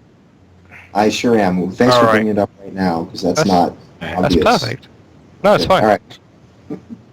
Well, what's cool about this game is that one of the most major comments about beat 'em ups, one of the most major complaints is that some people say they can't really be speedrun because you don't really move fast or anything. You just kill a bunch of enemies, and optimizing them is usually different because you usually just try to kill the enemies as fast as possible. But in Turtles in Time, you can actually skip enemies. And so, like, for example, oh, no, I didn't do that. Wow. Skip those enemies, and then I scroll on to the next area. And you have to know the spawns well enough to do that, but speedrunning this game is actually pretty fun, and it's different from other beat 'em ups where you can't really skip any enemies, because you actually, have to plan out which enemies you skip and how to kill the enemies fast enough so you can skip more enemies and such. So that's an important thing for. Complaint about beat 'em ups is that people say you're always doing the same move over and over again. That's usually true for beat 'em ups. You have Yeah. one move that's the most powerful, and you just cheese on that move through the whole game. Double Dragon 2. Yeah. Rivers and Double Ramps. Dragon 2 Revenge of the... Yeah. Yeah, I agree, Mike. This game, there's definitely a ton of moves, and you have to utilize pretty much all of them. I don't think there's any move that is useless per se. There's It's one or just- two that are kind of useless, but yeah, for the most part, you end up using all the moves. For example, you see me doing both the slam throw and the screen throw. I'm doing shoulder tackles. I'm doing the dash special, which is a little kicky-do, just barely floating above the air. I thought Donatello had 12 or 13 useless moves. Is that not true? Wait, sorry, repeat that? I thought Donatello? Donatello was entirely useless moves. I think you mean Leonardo. Oh, my bad. Look at that back. So you can carry on now, Mike. Yeah. That's it. I was done. Do you even get the? He's finished now. That was Flicky's contribution. Yeah, that's it. That's all I got. That's all you got? Okay. Well, the main speedrunning character for this game is Raph. I mean, for SDA, the characters are separate categories because they're different enough. But The main speedrunning character is Raph. Not only because he can move the fastest, but he also has some of the strongest attacks in the game. More specifically, his shoulder tackle and special attack are the most powerful in the game, and he's the only character who can kill a purple foot soldiers in one hit without resorting to like a flip shoulder tackle, which is what I just did right there to that orange foot soldier. And that's what lets him skip a lot more foot soldiers than the other turtles. So how do you skip a foot soldier? Okay, it's based on the spawns. All right. It depends on where you are. But Basically, there's usually at least one enemy that has to be killed before you can scroll the screen, and there's a tendency for there to be like a lot of purple foot soldiers, and usually they're the ones that you can skip. You can, if you kill everybody else and there's still a couple purple foot soldiers, you can just run away most of the time. So is that intended or not? That's a good question. You don't have to do anything crazy to make that happen, right? You just got to recognize that, okay, it's just these guys left, I can go, right? It's kind of like it's like recognizing the opportunity when it comes up, and then being able to get away. And I mean, you obviously want to plan it out. If you're doing a speed run, then you can plan. Okay, I can skip these certain enemies. You can actually plan it out. It's not all improv. Sometimes it's based a bit on luck because the enemy AI in this game is pretty random, and where they can spawn, it's not really that random. It's more based on your positioning, but some of the positioning is pretty precise, so it's hard to nail it 100% of the time. If you want like a general rule on like stuff you can skip, in general, if there's only a purple foot soldier on the screen, you can generally skip it, but that's pretty it's really just case by case basis. You gotta know your stuff. Yeah, exactly. You gotta know your stuff. And you gotta not be in a stage like this one here because it's an auto scroller, so you're not skipping anybody. Or you're skipping everybody, whatever you prefer. So is this stage completely auto-scroller? There's nothing you can do to speed it up besides the boss fight? As far as I know, yes. I've sometimes thought that you could speed it up by getting hit by those spiky balls. My toes! So you mean that spinning kick isn't making you move faster? No, it's just making it look awesome.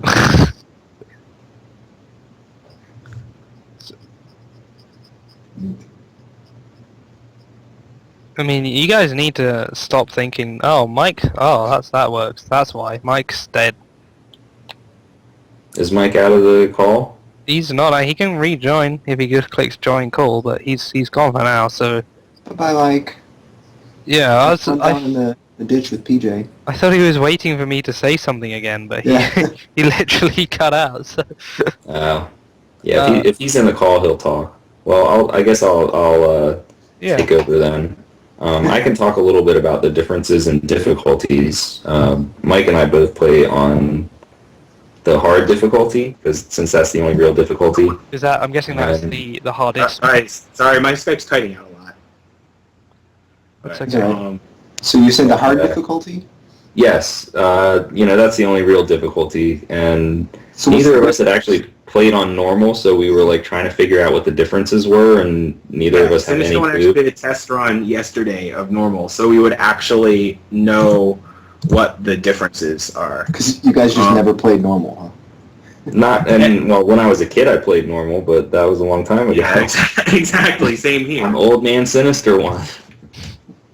So what I discovered basically is that there's less enemies in certain places, which is a pretty obvious one, and there's less stage hazards. Like in that last auto-scrolling stage, there's less of those spiked balls, strangely enough. Yeah.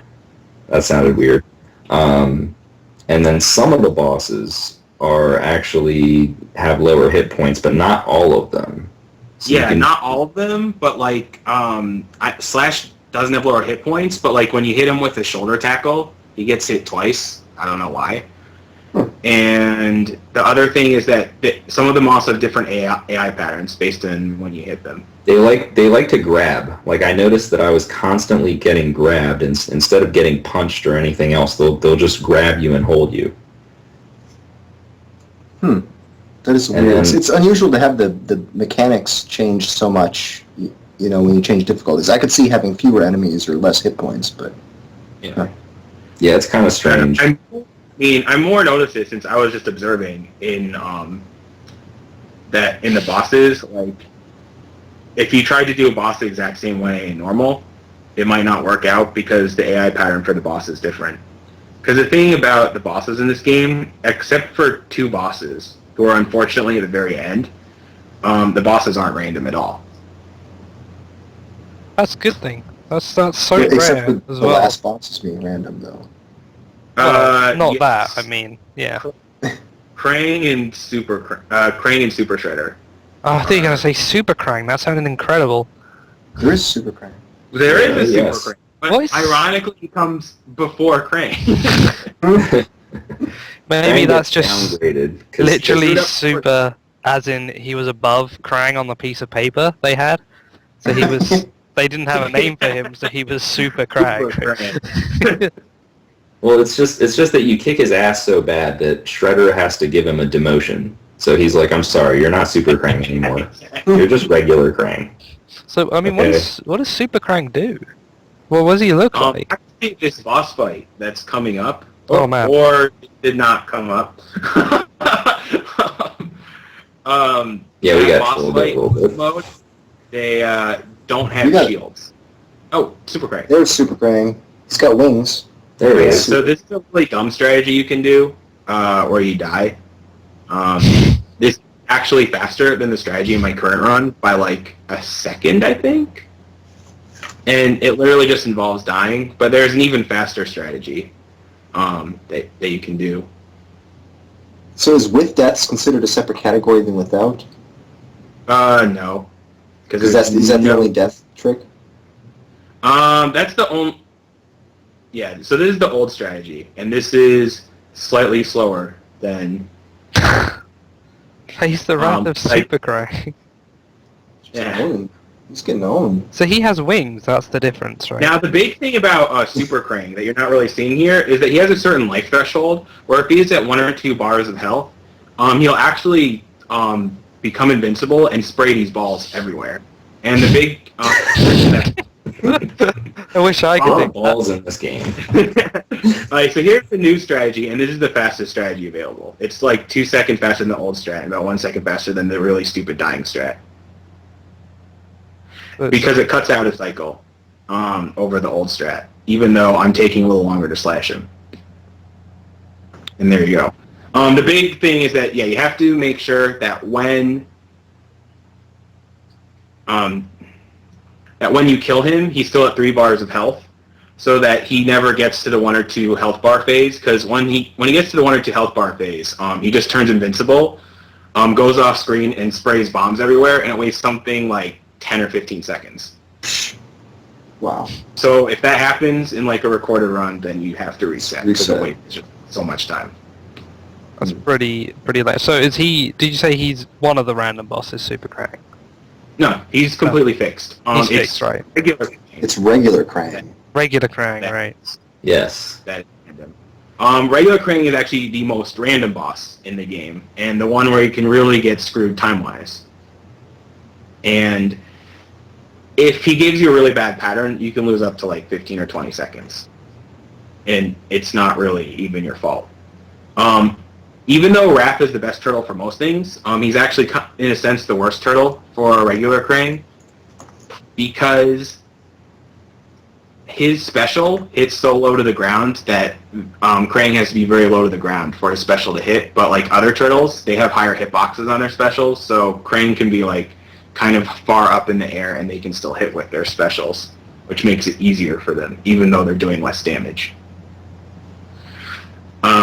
So for a speed run, it kind of sucks that like that one boss at the very end is a big determinant for your time, and there's not really a whole lot you can do if he flies up high out of the reach of your special, except you just try to jump kick him a lot so that you try to get another cycle in on him and hopefully he flies lower. Okay, so so you mentioned the other characters, so I'm going to assume that as far as categories go, it's just one for each character, right? And I suppose difficulties. Yeah, yeah. There's one for each character. I mean, I guess there's a category for each difficulty, but no one's going to bother playing on normal or easy, So, or at least no one who matters. and we're also going to assume there's 4 characters. You can't play a splinter. Yeah, there's 4 characters. There's the 4 turtles. And the reason why Sinister One and I are big on Raph is, like I said, he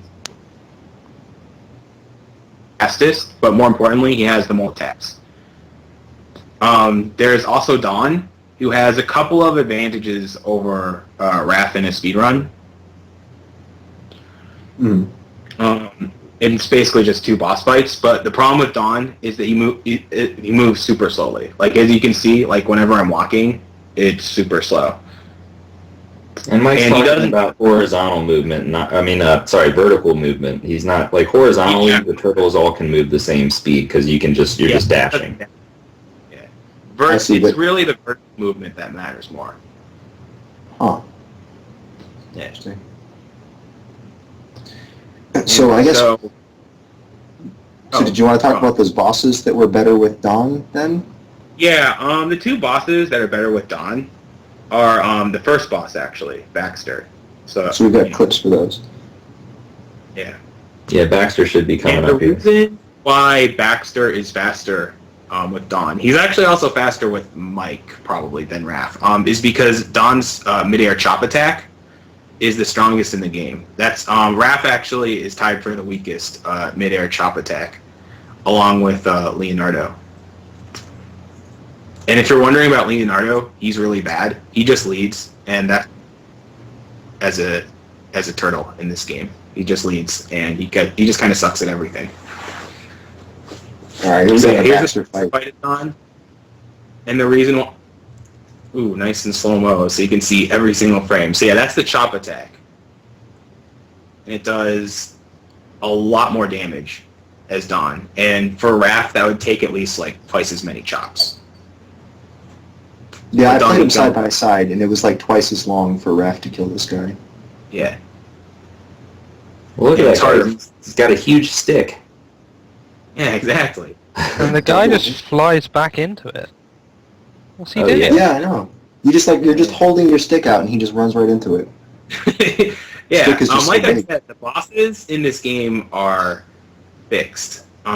Even Baxter, and Baxter's actually a really annoying boss to fight, but fortunately he's the first boss. Yeah. Because he's always flying in the air, and the timing of your first hit really matters a lot. So now we're seeing Raph do the same thing. This is what I do in my current speedrun that's on the site. Well, current being like 6 years old, but whatever. And that's what I do as Raph. And that, as you can see, that takes way more chops because Raphael's chop is just way weaker than Don's. So I just want to ask. I just wanted to ask with bosses, when you say they're fixed, is it that they will always do exactly the same thing, or are you getting them stuck in AI loops? They'll always do the exact same thing. Right. Well, they'll at least start with the same opening pattern. Their pattern might deviate, but they'll always open the same, so you can pretty much manipulate it from that point. Yeah, exactly. Like, actually, I lied a bit. For Rocksteady and Bebop, they're slightly random, but it doesn't really matter too much with Raph because he does so much damage anyways that you can always get the same result. Yeah, I know that's not an explanation, but basically, even though like the starting pattern is random, like it doesn't really matter because there's ways to react to it so that you can always get the same kill off of them. So this is my new strategy.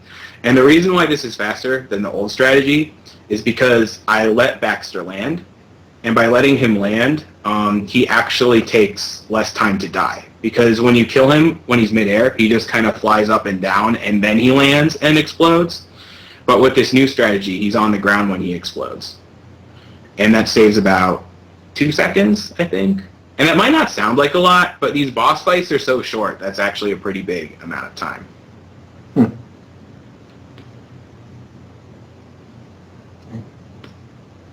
Well, boss Sorry. fights are a pretty good.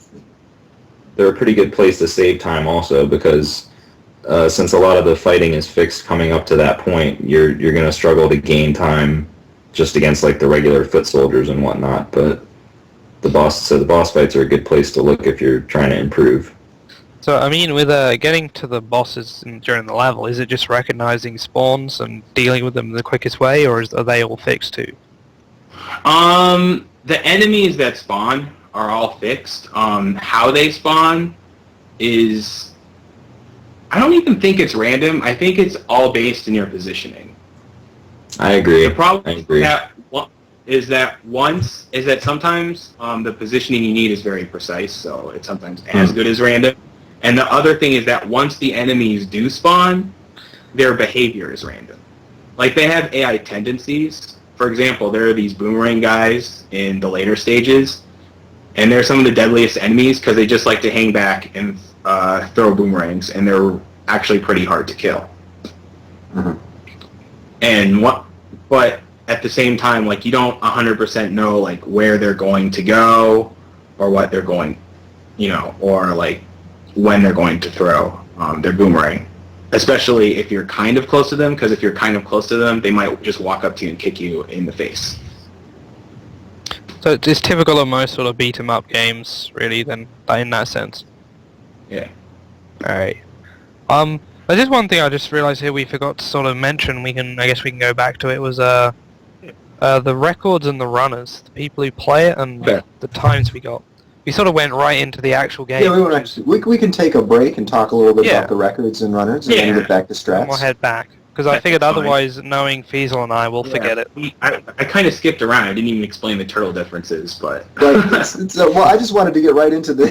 I want to know all the tricks now. But, yeah, because Fiesel smelt blood in the water exactly. that is this run. Yeah. Like, there's not, like, any glitches, per se. A lot of it is knowing the quick boss kills. I mean, in terms of, like, tricks. There's also knowing how to group enemies. But anyways, the records, there's a very old record back when this game first came about, and it was done by Sir VG, and it was 3048 as Donatello on normal difficulty. And it was actually timed using an in-game timer, which was something like 21 minutes in his run, because back we didn't know that the in-game timer was complete crap.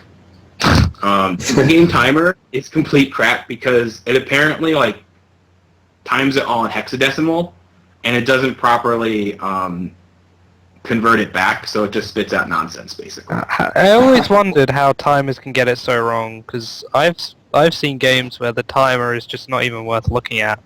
Yeah, it's we like they complained just... about Bayonetta just being completely random. Well, Bayonetta's save clock is completely random. I don't understand how that one works.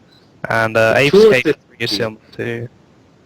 Yeah, the tool-assisted speedrunners figured out, like, why the timer was so random and wonky. And so, yeah, the game's just timed real time. And I remember verifying this run. Like, yeah. And this is back in late 2005 or so. And I remember saying to Radix, I don't think this run should be accepted. Because, I mean, I watched the run, and it was okay at parts, but, like, he dies a lot. And I tried out some of the boss fights, and I could figure out faster boss strategies. And I told Radix this, and, I'm like, this should be rejected. And then a couple of weeks later, Radix goes and plays the game again, and he says, well, I died a lot, so it's okay, so I'm going to accept this run. I was furious, to say the least. Like, I was not happy. But at this point, I was actually in Japan. Like, I was doing an exchange program, so I couldn't record a run if I wanted to. And so, and in the meantime, like, I was, like, practicing a run a bit in emulator, but, since I couldn't record, I couldn't really do a whole lot. In the meantime, this guy named Snorlax does a run with all 4 turtles, and he has a faster run with Dawn. and I don't think it's that great. And I wanted to reject it because his raft run is faster, which I thought was okay, but not that great. And then Radix said, well, the Dawn run is faster than the current one, so it should be accepted. I'm like, oh, okay. And then it was revealed to me later, after I verified all the runs as every single turtle, that it was all in one VHS tape, and the guy did all the runs in a row. No reset. Oh wow! Yeah, exactly. What a hero! And that's, So you know you're getting quality. exactly. So like,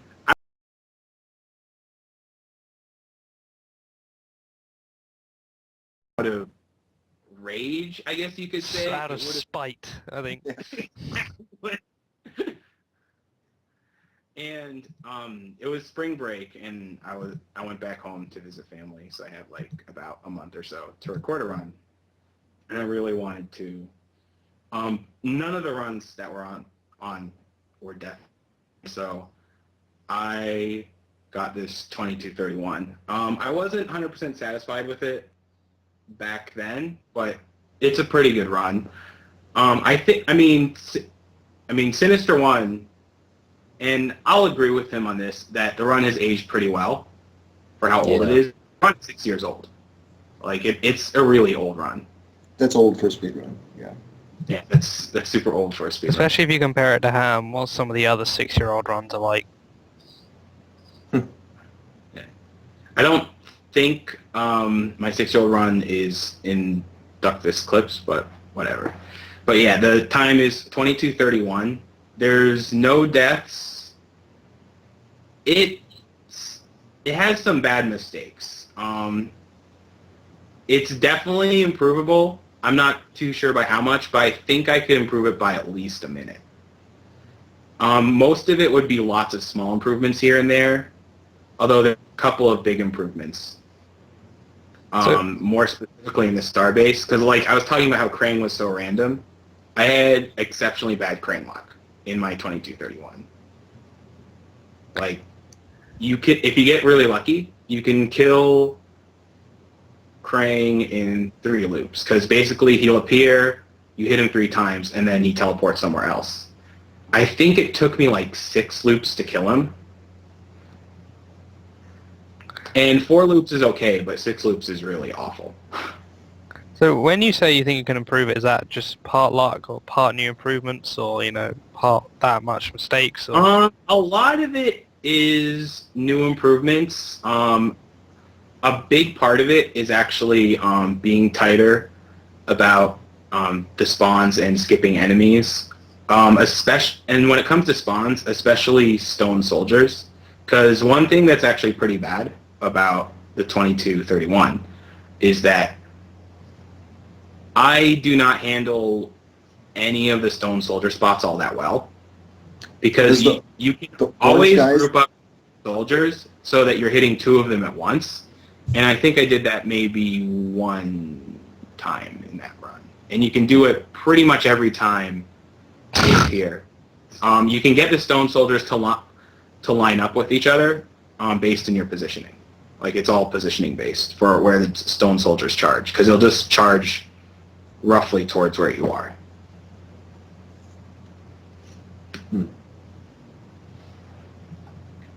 I'm watching the Chuck other guys thing- at the screen here. Yeah, Yeah, I just exactly. read the turtle soup line. I was like, oh, Exactly. sweet. You're like, now I'm in the know. No, we'll all dine on turtle soup. What is this giant thing that he's jumping into? Is this like a time portal Yeah, I that have he's no idea. developing? It must That's be. That's exactly why it's what it turtles is. in Turtles in time, yeah. It's a giant home theater. It is, wow. It's how Shredder does his 3D And TV. you just destroyed Shredder's stereo equipment, so he's pissed. I would be. But too. anyways, do you have anything to like else to add to what I have to say about my run, Sinister? Like, I think you covered it pretty well. I mean, I think there was like maybe there was one enemy or a couple enemies you could have skipped that you didn't, and it was mainly stone warriors that were getting the best of you there. But yeah, the run has aged very well. I would say it's probably the best 6-year-old run on the site. I can't say that I've seen them all, but it'd be tough to imagine one that was a whole lot cleaner. So There is that, but it might get obsoleted though, Mike. Yeah, So yeah, that's true. so that works for talking about runners next. Then that's a good segue. Good job. Yeah. So SurVG and Snorlax haven't touched the game since I did my run. I've mostly been and since I did my run, I didn't really touch it until practicing for classic games done quick, and then that was when I started figuring out new strategies that could be used in a new run. I've just never really gotten around to recording a run because I've been busy organizing marathons and such. But after I did my classic games done quick run, this guy Hanzo, I think he's on the forum as like a Tori Hanzo, and he found out lots of new little strategies here and there. Like he found out a better slash strat and super shredder strategy. It saves a bit of time. And Sinister 1, you're going to be really disappointed by how much time the slash strategy saved because I decided to look it up since, if they asked me, I'd be like, I don't know, which sounds kind of stupid. So Right. It turns out the new slash strategy saves maybe a second. A second is a second, whatever. Second, yeah, and it mostly saves time because you don't let him do anything. Sinister 1 almost had it in this co-op video right here, and I saved it by just being in Slash's face getting beat up by him. But yeah, here's the new Slash kill, which literally does not give him a chance to attack. Look at that guy. You're just chaining him, and it's over. That's the boss fight that most people are impressed by in marathons, but the funny thing is that it's actually one of the easiest when you... Yeah, it is. because as long as you know to stand behind him first, then he's pretty much a joke. Right. Well, any game where you can just hit the guy as soon as he becomes vulnerable again and just keep him locked like that. That's actually it.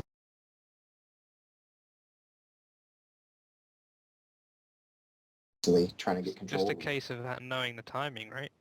Yeah. Right. I mean, that's the impressive thing about River City Ransom. I always think it looks so cool to just keep the bosses locked down, but it's actually so much easier than the way they intend for you to fight them. Yeah, that's It's that's kind of a always the joke. case. Which is throwing stuff at them or something. I don't know how to... Who knows? I don't know. I think that's speed running any beat 'em up game though. The bosses are always end up being the easiest part unless they're completely random. Right. Because anytime you can just keep control of the fight, then it's all up to you. Bosses are actually some of the most execution-intensive parts of this run. Most of the moves are easy to execute in this game because this game has really good controls. But the bosses end up being some of the most execution-intensive, and you have to really measure out your hits sometimes because if you screw up, some bosses, you've just basically cost yourself the run. Yeah, it runs over. Start, yeah. Like as we were talking about Super Krang, if you screw him up, run's over. If he hits you once, your run's done. That's not even exaggeration, because then you don't have enough life to special him so that you can kill him before he goes invincible and starts spewing bombs everywhere. Another good example is Baxter. If you screw up any part of him, part of that boss fight, then it's pretty much over. Because he just starts flying around everywhere. And even though he flies around fixed patterns, it can still be hard to catch him again because he flies around so quickly. I would say that Rocksteady and Bebop can be problematic as well if you end up getting hit. That's true. Rocksteady and Bebop are another one that are They can get problematic. out. Because the thing about all the boss fight strategies in this game is that they pretty much rely on having full life and just burning through all of your specials so that you kill them before they have a chance. And that brings you down to 1 unit of life. So any hit's going to kill you.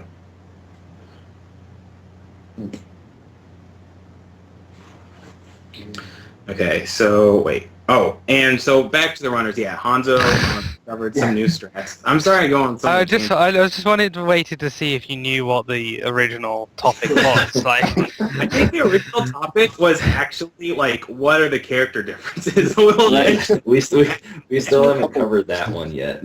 We'll get back to that.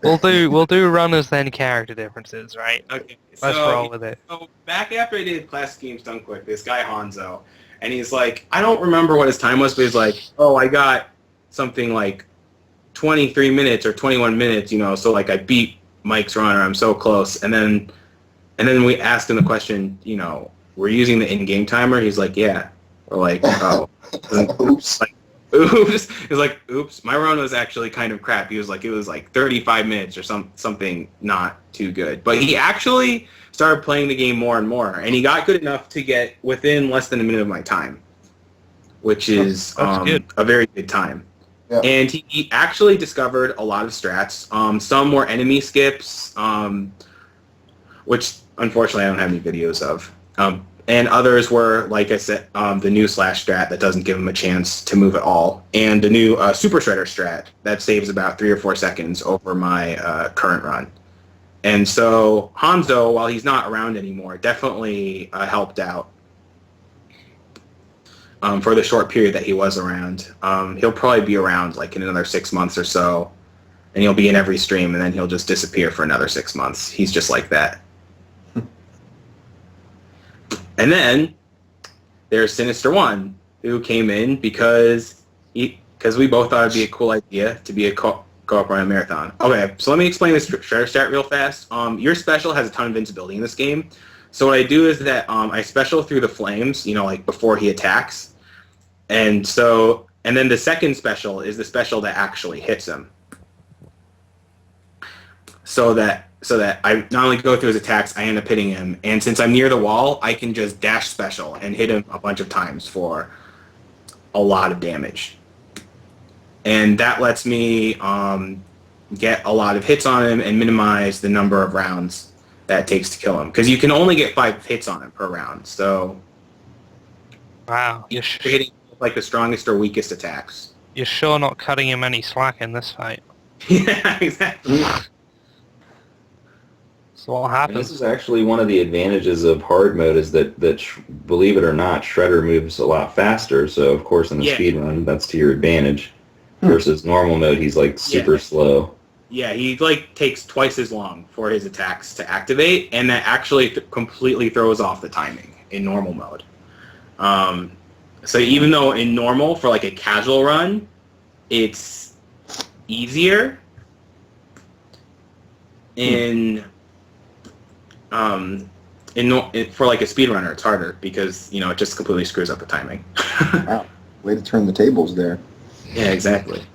Because like if you're just like fighting Super Shredder for the first time and you don't know anything about specials, and you're playing in hard mode, you're gonna have a really hard time hitting him at all because he just moves around so quickly, as you can see, and he's just like spamming these attacks everywhere. You feel like you have no chance.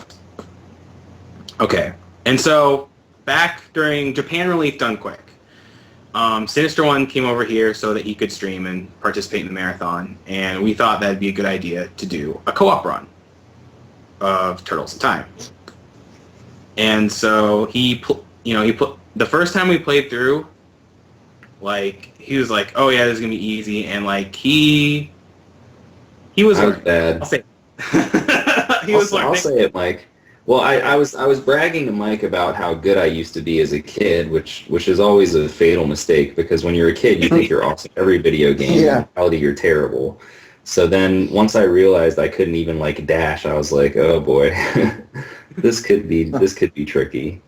But fortunately, I was able to learn the game well enough and in time that we were able to play it. And Mike was oh so generous to allow me to use Raph since I was the lesser of the two of us. Hey, it's no problem. I'm used to playing all of the turtles, so it's all good. Right.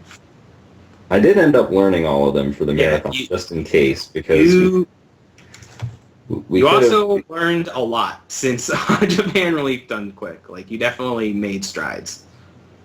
Well, yeah, I practiced a little bit more recently. Like I said, I've been streaming the game a lot, so I've been kind of just getting better and better personal bests, and now I'm within a minute of Mike's time, like I think I mentioned earlier. So I think closing that it. was just off the show, so you can mention that now for everybody. Right?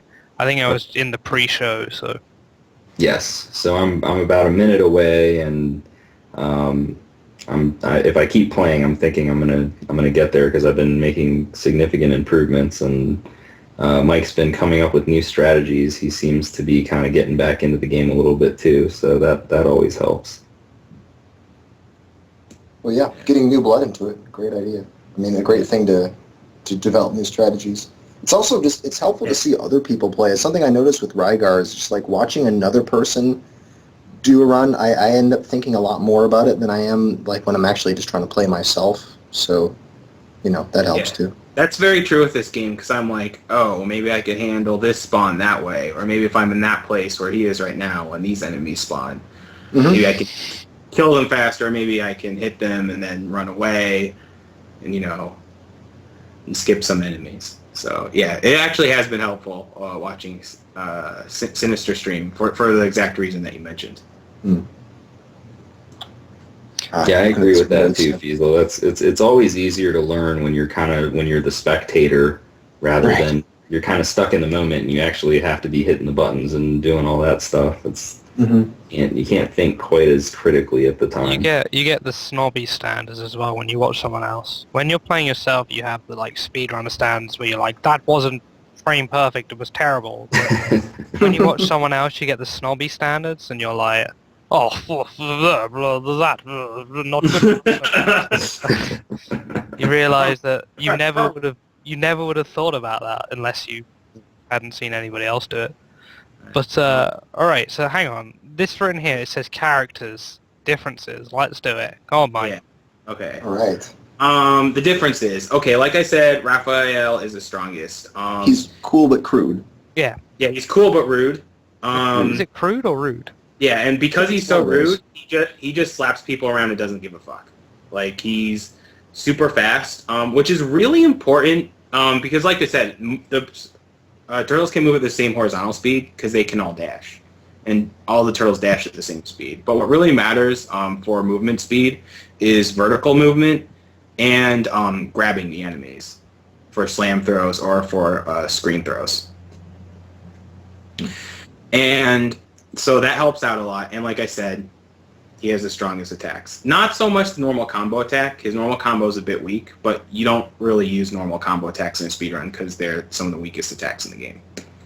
So, and then there's Don, who's also very good, but he's very painfully slow. It's all that time to spend doing machines. Yeah, exactly. Doing machines a lot, Yeah. Do that to you. So, and he doesn't hit as hard as Raph. So he has, so he can't kill enemies as fast, and because he doesn't move as fast, he can't, he has more trouble skipping enemies. Michelangelo, he has the most health in the game.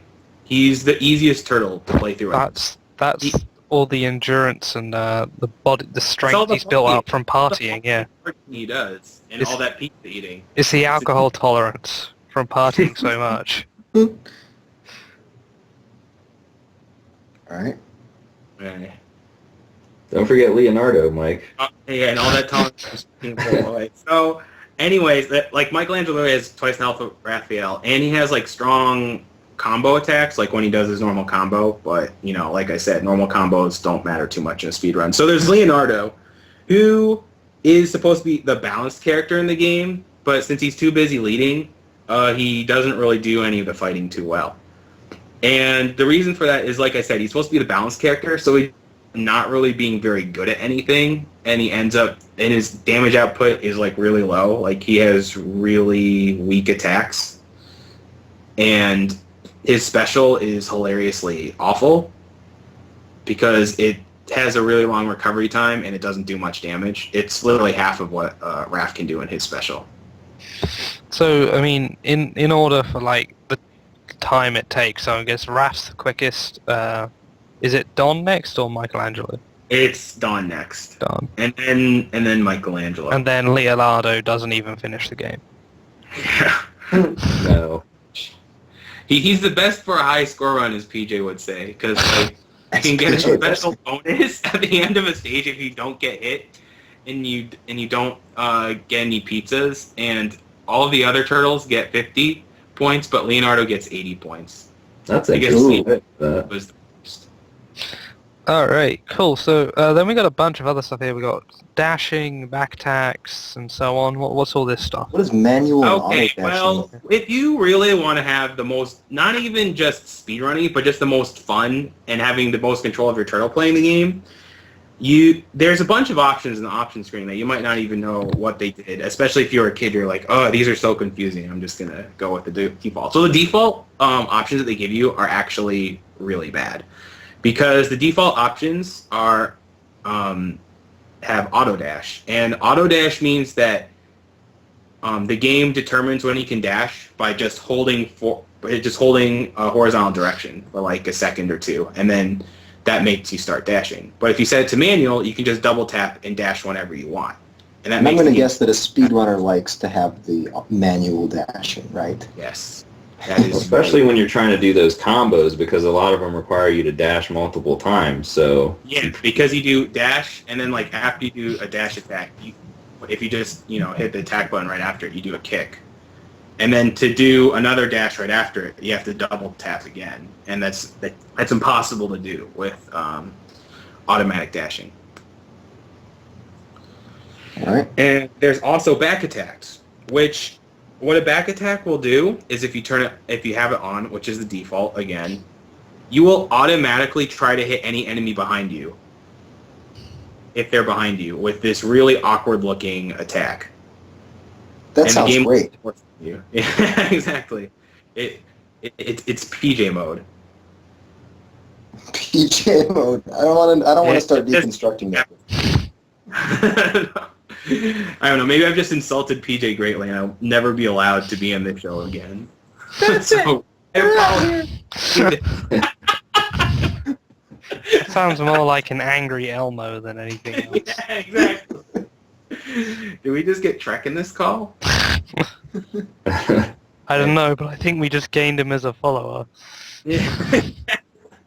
So those are the two options you really want to change in the options screen, even if you're just playing through casually, because it gives you more control over the turtles if you turn back attack off and dashing to manual. And you can adjust the number of lives, but that shouldn't matter at all for a speedrunner, right? No, it doesn't. nope. What about the comic scheme? The comic, the color scheme. That makes a big difference, actually. I remember at the marathon, Awesome Games, the first one, Yeah. and people were like, I remember it was SMK. It was like, there's something here about a color scheme. You can, like a comic scheme or something. And like, no matter how many times we told the room, like most of them still had no idea what it meant. No, it's just like a palette change. It just changes the colors or like the textures a little bit. I don't know, like an hour later it's like, I don't know what this is, something about a color scheme. Oh, god damn it. Huh. Alright, Well, so what does it actually do? It just palette? changes the colors. yeah, it's a palette Change swap. the palette so that like the turtles have colors closer to that they have in the comic book. They're a little darker. Like their shade of green's a little darker.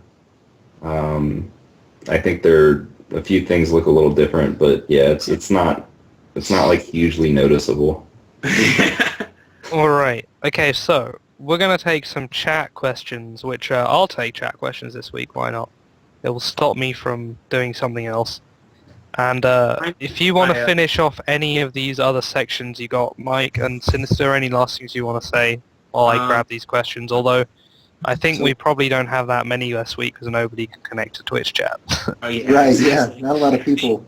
There's only two more things I want to go over. If you First guys is just Hold on. If you guys it can't connect to the Twitch chat, you could also try PMing me in IRC. Oh, that's right, you Yeah, set up a that might race that help I was too. meant to join.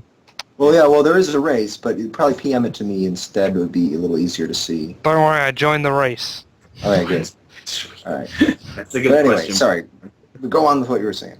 Alright, just the moves, like the dash tackle and the kick afterwards are like two of your staples because they do a lot of damage really fast. Dash specials are also really good because even though they knock enemies down, which means you want to make sure you kill them when you do the dash special, it reaches really far and does a lot of damage. You use slam throws when there's a lot of enemies around you so that you can kill a lot of enemies really fast. And you use the throw enemies in a screen throw when there's only like one or two enemies on the screen and you want them off really fast because that's the fastest way to take care of a single enemy because you don't have to wait for it to blow up after it dies. It just, once it's off the screen, it's off the screen. There's uses for the other moves too, but they're basically your staples. Oh, and your special, but that's more of a boss thing. So that's all I wanted to go over for the moves. And for anyone wondering about a two-player run, while this game is great for playing two-player casually, for a speed run, it's actually really bad to play it two-player. We have a clip of this. It's labeled train. Yeah, there's Anyway. more enemies, but more importantly, you can hardly scroll the screen two-player. Like, it feels like you're actively trying to push the screen two-player because it's scrolling so slow. I think the reason behind that is so that both players are sure to stay in the screen. Because, you know, it's a beat 'em up. They gotta stay in the screen. Konami didn't want to do any split-screen hijinks. Yeah. So, Duckfist, can you play the train one? Speedrunning perspective. And yeah, if you just show the train clip, like at the beginning of the train stage, there's a barrel that you can hit. And what you do is that you run behind it, so that just like kills a bunch of foot soldiers. And in a one-player speedrun, you're gonna kill at least 5 as long as you run behind. Here we go. So this is the one player. Slowest character, and he's just running behind the barrel, and he's like killing all these enemies, and he just gets to go around. And then, so yeah, so that's the barrel in one player. Now in two-player, you're lucky if you can kill 2 enemies, and even one enemy is like an event. Like skipping enemies in two-player is. Yeah, we would have like a celebration afterwards that we skip an enemy. Because of how bad the scrolling is. So you're gonna see it right now. Like, I think we maybe killed one enemy there, maybe. I'm not sure. It didn't look like it. Yeah, we may not have even killed one. Yeah, I don't think we killed one. We didn't kill one in that clip. It's pretty bad. It's bad times. But yeah, I agree with Mike. There's really no reason for us to do a 2-player run. It would just be kind of painfully slow. It's not even like that much fun from a speedrunning perspective. You know, it's good drunken fun like what we did in bonus stream, but aside from that, it's there's not really much. I mean, the boss fights, there's some interesting things you can maybe do with the boss fights, but outside of that...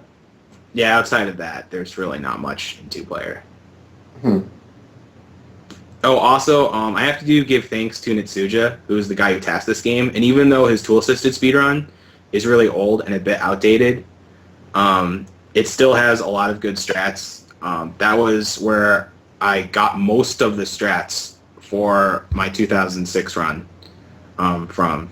So I have to give him a lot of thanks. And he also gave a chart complete with damage values for all the turtles, which really helps a lot when it comes to boss research and just knowing exactly how much damage you need to kill enemies. So I have to give him a big thanks. Is it still the same task? The task hasn't been improved after all those years? Yeah, it's still the same task. That's kind of surprising because there's been some stuff discovered since then, but I think kind of because it's a beat 'em up, it doesn't get as much attention as some of the other games. Yeah, because it could be improved pretty easily by a significant amount of time for task standards. You know, they'll improve something by like 1.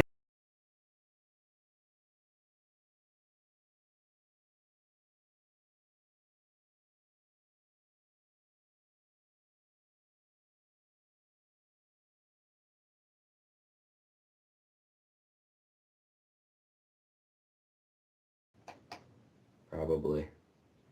Yeah.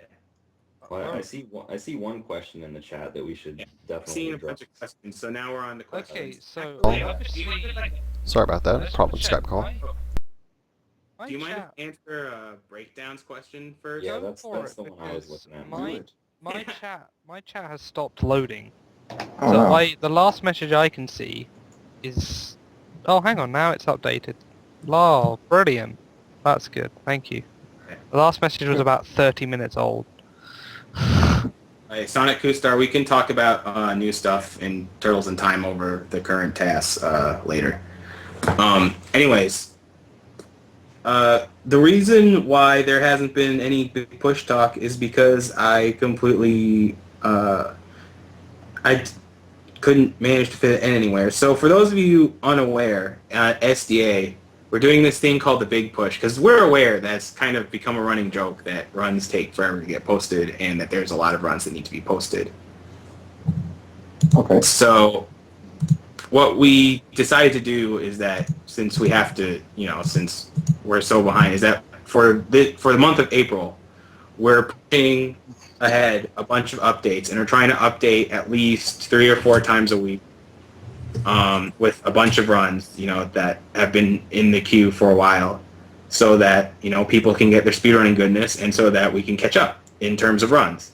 And that's what the Big Push is all about, catching up. It is kind of unfair to the runners that it takes so long for their runs to get posted. And as you can see, we've already had about, 10 runs this.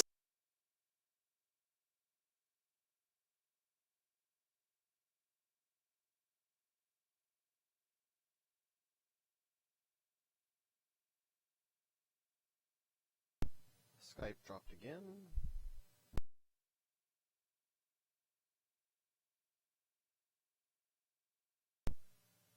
I can say it is a must. And we're back. It is a must. Okay. So, other questions. So, I saw Satoru asked a question. Why no Hyperstone Heist run? You know what? I actually looked into that. Okay. Well, if you ask Sinister One, you will not have an answer that will make you happy. But let me explain to you something about Hyperstone Heist that is pretty accurate about the game. Stansky, who is #1 Sega fanboy, says Hyperstone Heist is basically a version of Turtles in Time that's not as good. And this is coming from the guy who thinks Bloodlines, which is a very good Castlevania game and is one of my favorite Castlevania games, is better than Super Castlevania 4. And he's usually the guy who will say, no, the Genesis version is not worse than the Super Nintendo version, no matter what game it is. Which is actually true in a lot of cases, but he said that the Genesis version is just flat out worse than the Super Nintendo version, and that's kind of one of the reasons why I haven't really looked much into Hyperstone Heist. There's a couple of other reasons. One of the reasons is that the way the button mapping works, it's a 3-button game, which would be fine, except for some reason, instead of a special button, there's a run button, and for me, double tapping run is very easy. But having to hit 2 buttons at once for a special is really annoying and kind of inconsistent, especially since there's at least 1 or 2 boss fights that rely on using the dash special, like the Tatsu's fight in particular, when I was just doing a bit of research for the game. But yeah, there's a couple of other reasons. For example, slam throwing, it's not a guaranteed instant kill on all the foot soldiers it hits. It makes them 1 hit away from death, which is really irritating.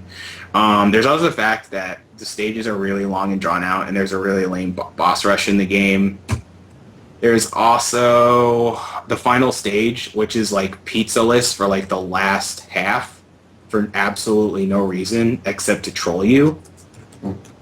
I mean, it's not a bad game. It's a pretty good game, and I've considered running it, but I haven't really put much serious thought into it. I will say that the Shredder's Hideout song in that game is totally badass.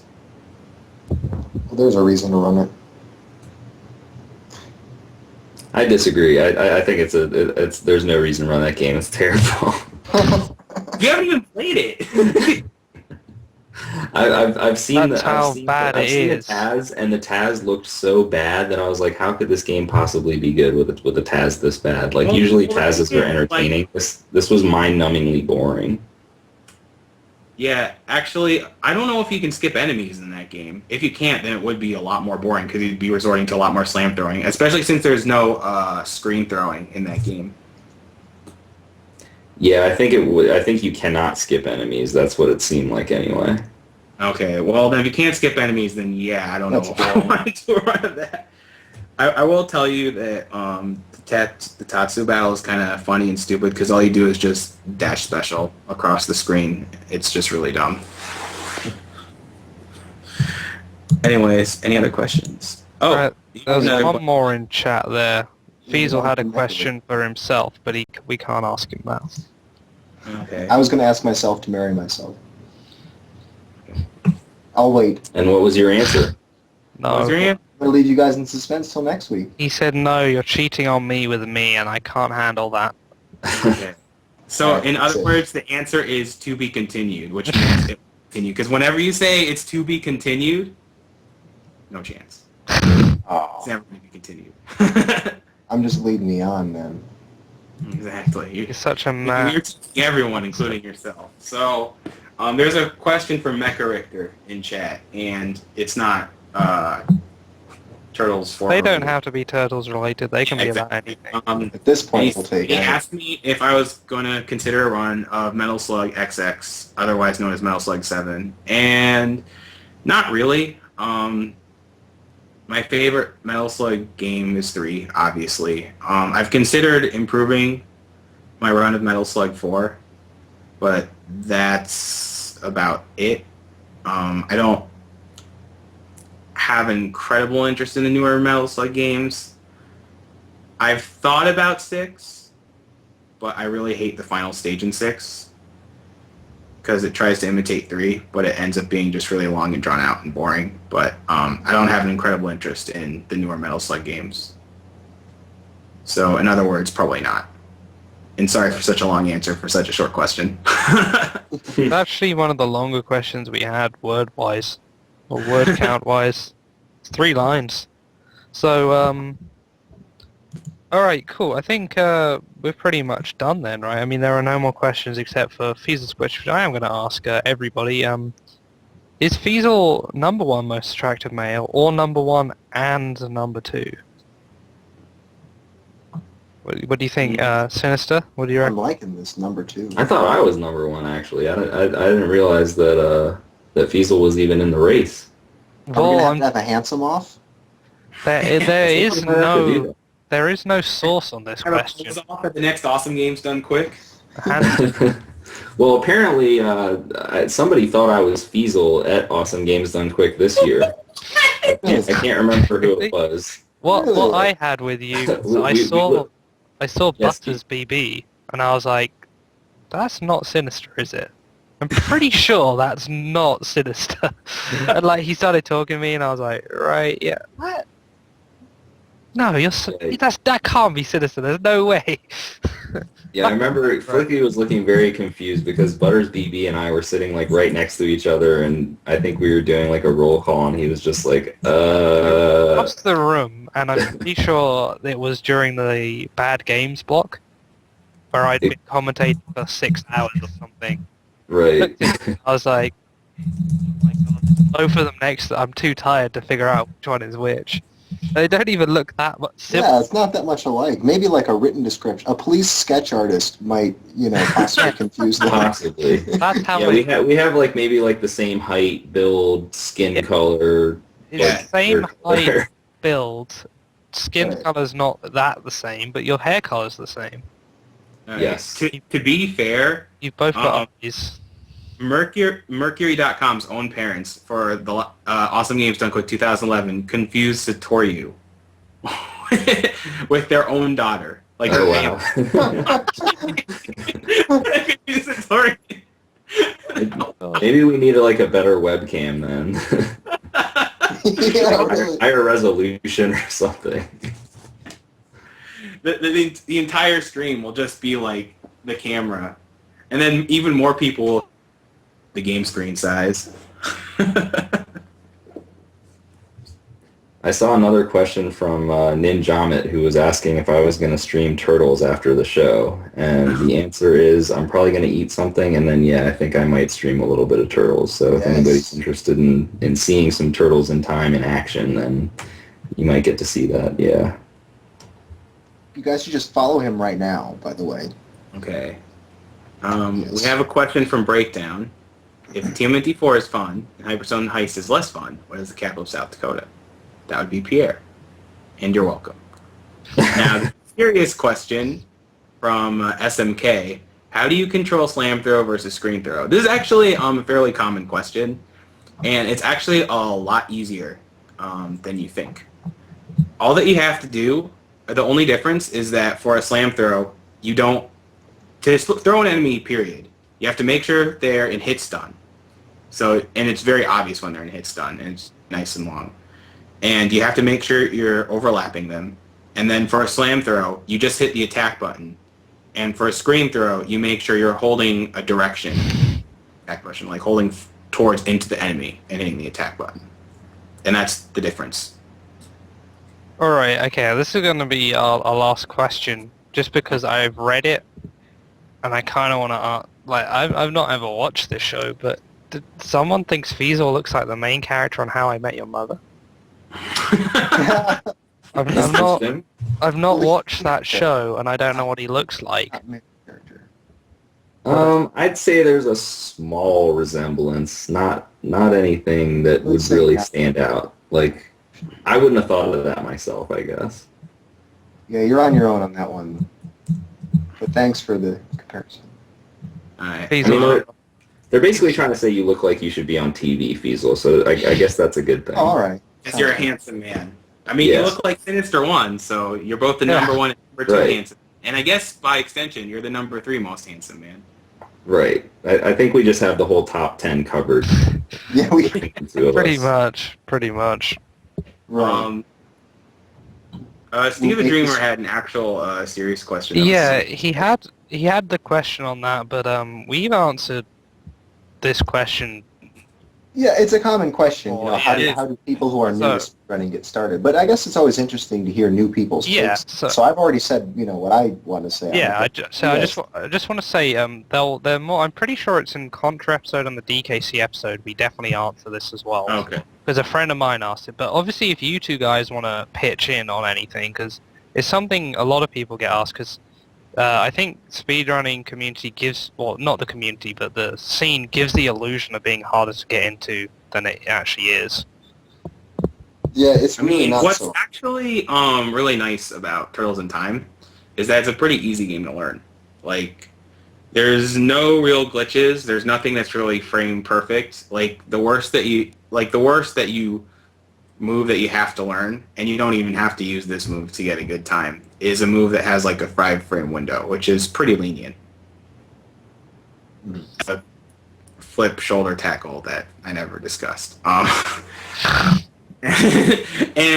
yeah, to get it, but like it's an easy game to pick up. The controls are easy. Like it's a pretty fun game just to pick up and play. So but the most but honestly, the most important thing is to make sure you really like the game because you're going to play it a lot. And I'm sure that said a lot, but it's really true. And you have to make sure you're self-motivated to a certain extent because, you know,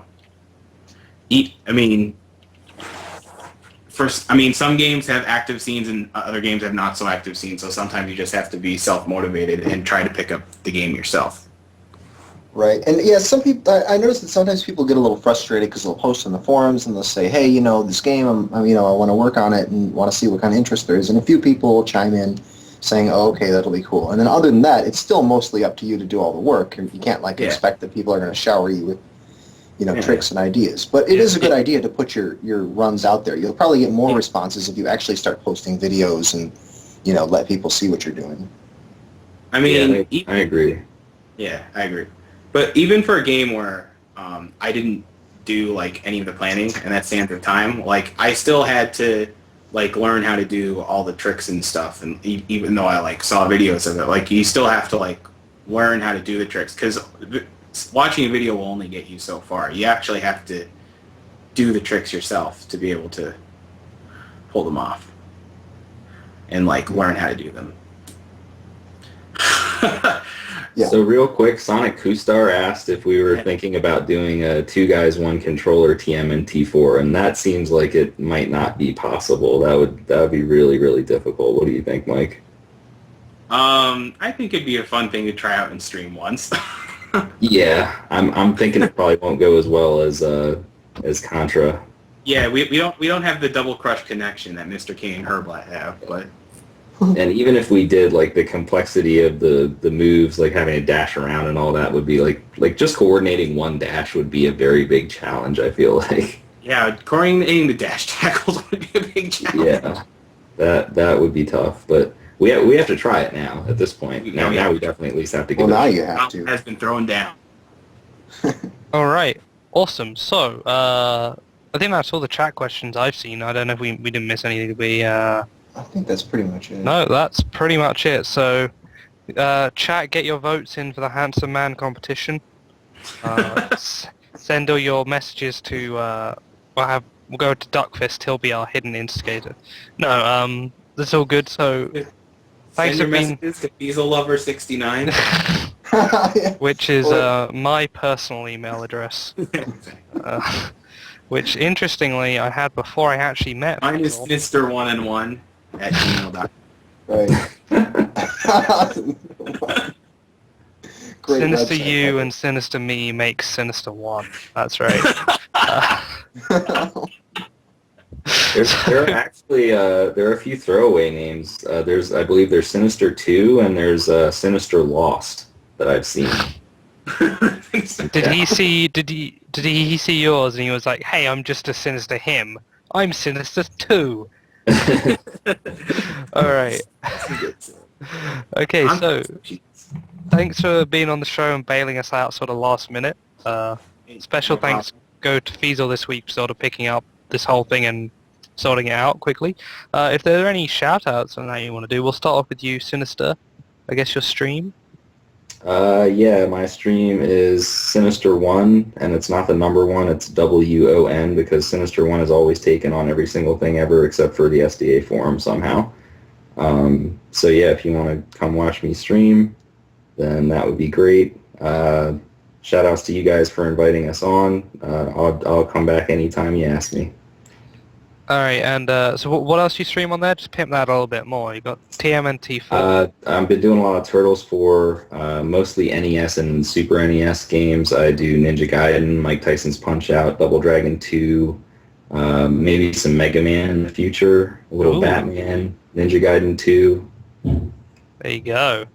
All right, so plenty of good stuff. yeah, if you're in the chat now, Sinister One. Yeah, I'll put the link in there. Yeah, there we he'll go. link that. He also just posted in there, so you can click on his name there. But that is Sinister One. It should be there. It is on screen as well. Lovely, amazing job. And then Uyama, if you want to go for it. Oh, Shout out time. That's you. Remember. Alright, yeah, my stream is MIKWUYMA, as it is on the forums. And I stream lots of different types of games, like I'll do Sands of Time. I'm going to do some Metal Slug 3, probably serious attempts at that too, soon. Actually, specific to this week, Sinister 1 and Breakdown will be over next weekend, and they'll be in my stream, so we'll be streaming lots of games and goodness and stuff like that. And to live up to the promise in my donation stream, because that crazy goal was hit, I am going to stream Scorcher, and I have the Sega Saturn. I'm just waiting for Scorcher to arrive. And for those of you who don't know what Scorcher is, Xerinx, the creators of Subterranea, made 3 games: Subterranea, Red Zone, and their final game for the Saturn before they became IO Interactive was Scorcher. And I will stream that when I get that game. I just love this image that makes it look like Mike Uyama is Super Krang. Exactly. And like April O'Neil looks so bored. She's like, do I have to be here? Like, You know what? I want to be honest. I don't think I've ever seen April look so good. Do you want some time alone? I'll have plenty of time alone after the show. Don't worry about it. All week. Oh. All right. Anyway, thanks for being on the show, guys. Obviously, thanks to Fiesel and Duckfist as usual. No thanks to PJ, but I hope your leg ankle breakage hey, thanks for sorts having me. itself out. Yeah, no problem. Yeah, Like thanks. Sinister One said, I'll gladly be on anytime. We'll find it. We're Like, pretty sure we'll have a Ninja Gaiden show at some point. I think both of these guys will be back at some point. Yeah, I Hopefully. got a feeling. that's a nice subtle hint there. There's a good voice. Alright, so cool. Thanks for watching, guys. I hope you all enjoyed the show. And you didn't notice that it was a last-minute sort of thing. Obviously, subscribe, follow these two guys if you're not already, especially Sinister. I want to see how many followers he gets, and he hasn't got that many at the moment. So give him a Sinister good to follow. have more followers, definitely. Thank you. If you like Fiesel's stream, but so attractive men, NES games, you should check out Sinister, especially because he plays generally popular games rather than what Fiesel plays. But also Like over the my week. stream, less crap.